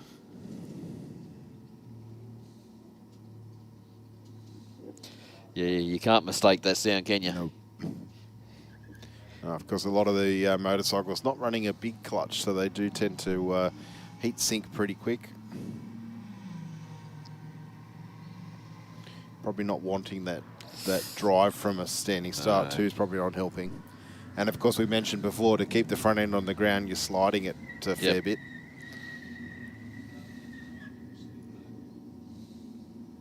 Of course, I say that not ever having ridden a bike.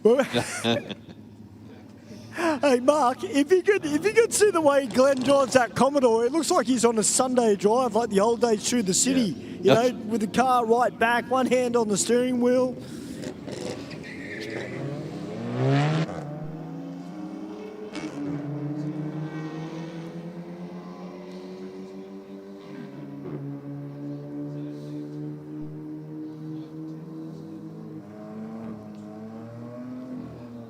.13.3, 106 miles an hour to a 16.4 at 84 miles an hour.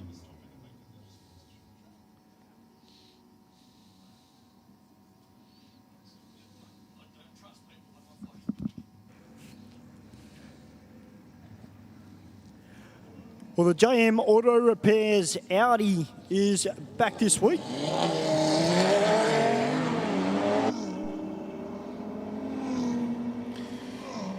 176 to the 60. That Audi is gone. Runs on through for a 12.09 at 111 miles an hour through the finish line. And 17.7 at 78 miles an hour. I was going to say, and that sounds like a four-wheel drive doing a burnout. It does, doesn't it? Didn't even have to see it. The Falcon getting very crossed up.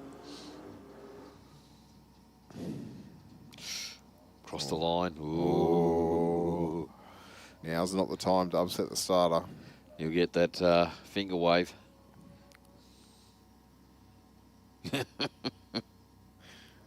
It's like we haven't seen it before. Yeah.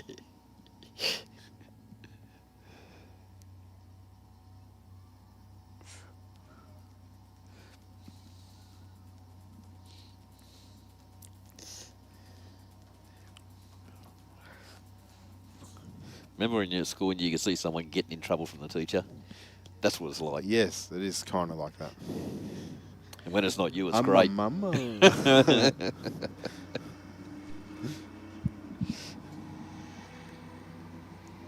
Well, so far the Navara is out in front.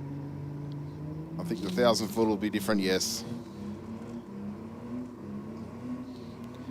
And a 15 at 59 with a 291 mile an hour for the Falcon.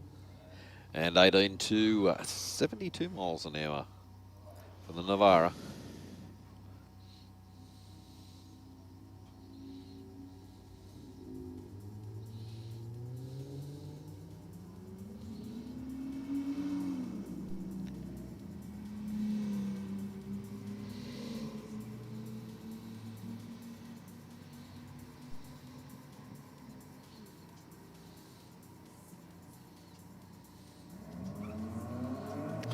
.16.17 with a 686 mile an hour in the Aeroflow lane. And 18.0, 79 miles an hour. All right, we've got Crazy coming out now. The JDR Motorsports Hilux about to take on Runs 10s.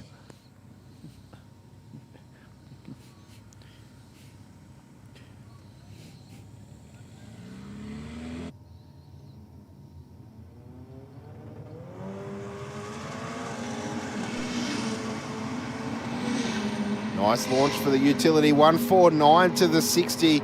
On a bit of a number this time around. 1041 with an 8, 132 mile an hour.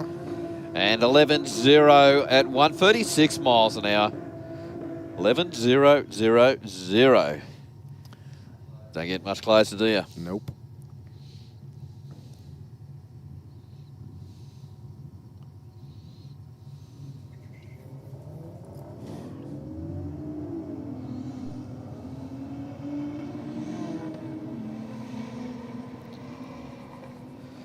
I don't want to put the commentator's curse on any, but I really haven't seen any of these Audis or the Beamers break. You've just cost someone a lot of money, Mark. But it's true, isn't it? You've been doing this too long. Like, they're punching out some good numbers. Yeah. I'm not saying a word.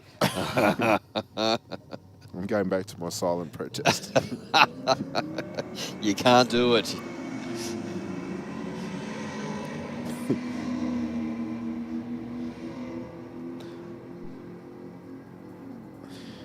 Nice run for the Commodore in the rocket lane. 11.57 with a 7.119 through the finish line.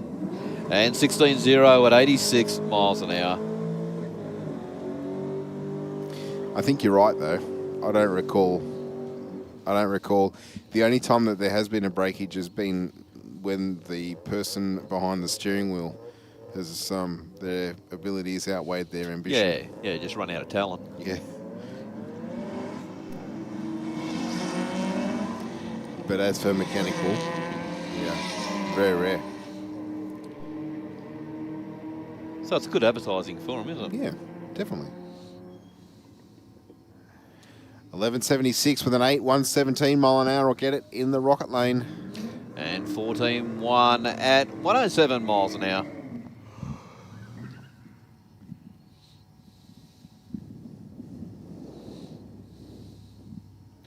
Falcon up against the Statesman.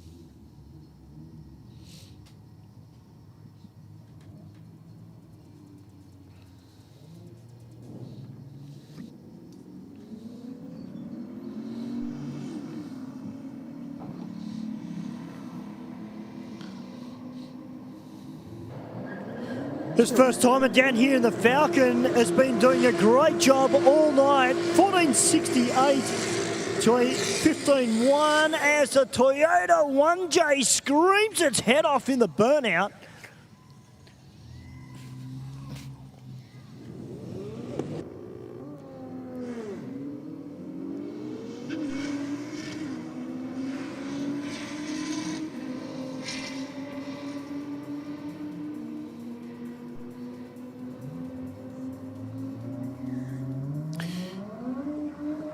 $12.94 with a 5, 112 mile an hour for the rocket lane to a 14.69 with a 7 in the Aeroflow.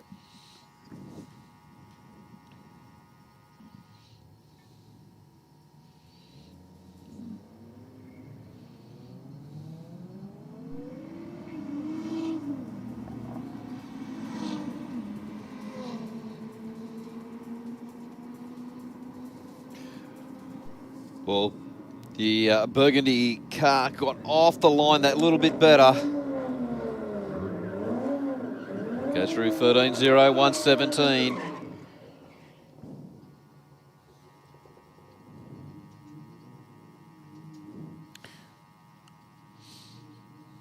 Can't quite make out what this sign is in the back window of the Aeroflow lane. Is that the white light? Yes. Okay. I was wondering what the white light was. I think it's a myself. sign of some... Okay.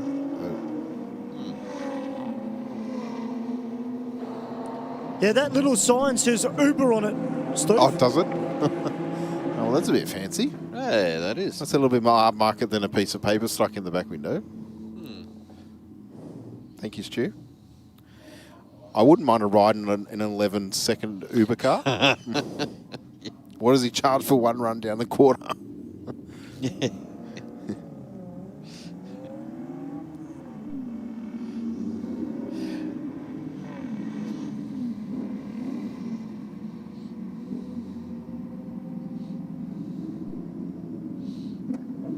Yeah, looks like the rocket lane will get there first. 15.07 with a 7.91 mile an hour. And 15.2 at 92 miles an hour.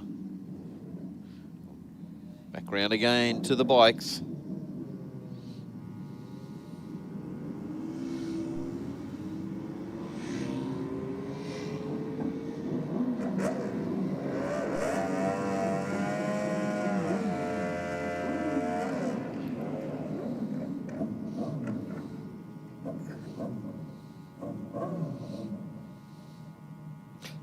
that definitely would have been a good picture. Did you do it, get it in? Yep, hand high in the air. Oh, that was close. That was close. Tim just getting caught off guard, rolled into stage. The tree came down and nearly stepped off it sideways. He's probably thinking, what a great picture that was. Yeah. That was very close, because these bikes aren't particularly light when you're trying to stop them from falling over. No, once they get past that balance point, yeah, you got to virtually manhandle them.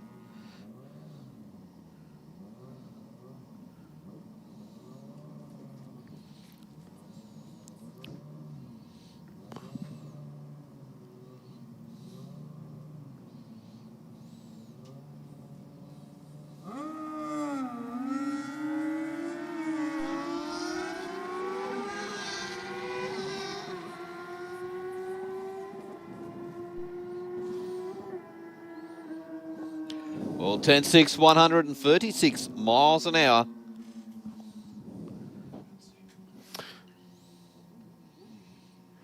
And I think, ladies and gentlemen, that was our last pass of the night. So on behalf of Sydney Dragway, we'd like to thank everyone for coming along tonight and sharing our evening. Thank you very much to the Toyota Supra Club of New South Wales for coming along. I hope you've all had a fantastic night out here at Sydney Dragway and enjoyed your evening. Got some good exposure for your club and enjoyed racing your cars in a safe and controlled environment. Absolutely, because we enjoyed having you out here. It was a great night. It was. On behalf of the track management here at Sydney Dragway, I'd like to thank all of our viewers on the live stream, the Sydney Dragway official chat. You've been fantastic and involved in what's going on, as per always. All the usuals on that chat. Always great to have your feedback. Thank you to all of our patrons here at the racetrack that came along. Thank you very much for coming out. I hope you've enjoyed the evening, and we look forward to seeing you all again. To all of our competitors, thank you for bringing your vehicles out to Sydney Dragway and using the facility, racing in a safe and controlled environment. Thank you very much to all of our track staff down on the ground for all your hard work in preparing the racetrack, keeping it safe for all of our racers. I look forward to speaking with you all on Saturday. Of course, the next round of the Speed Addict Clothing Co. Championship Series, kicking off from around 9 a.m, I think. All the details on our Tracks website. We will be, of course, live streaming that event via the YouTube channel as well. If you can't make it to the venue, I'd like to wish everybody all the very best for the rest of the week. On behalf of Stewie, Mark, Ben and myself, be safe on the roads.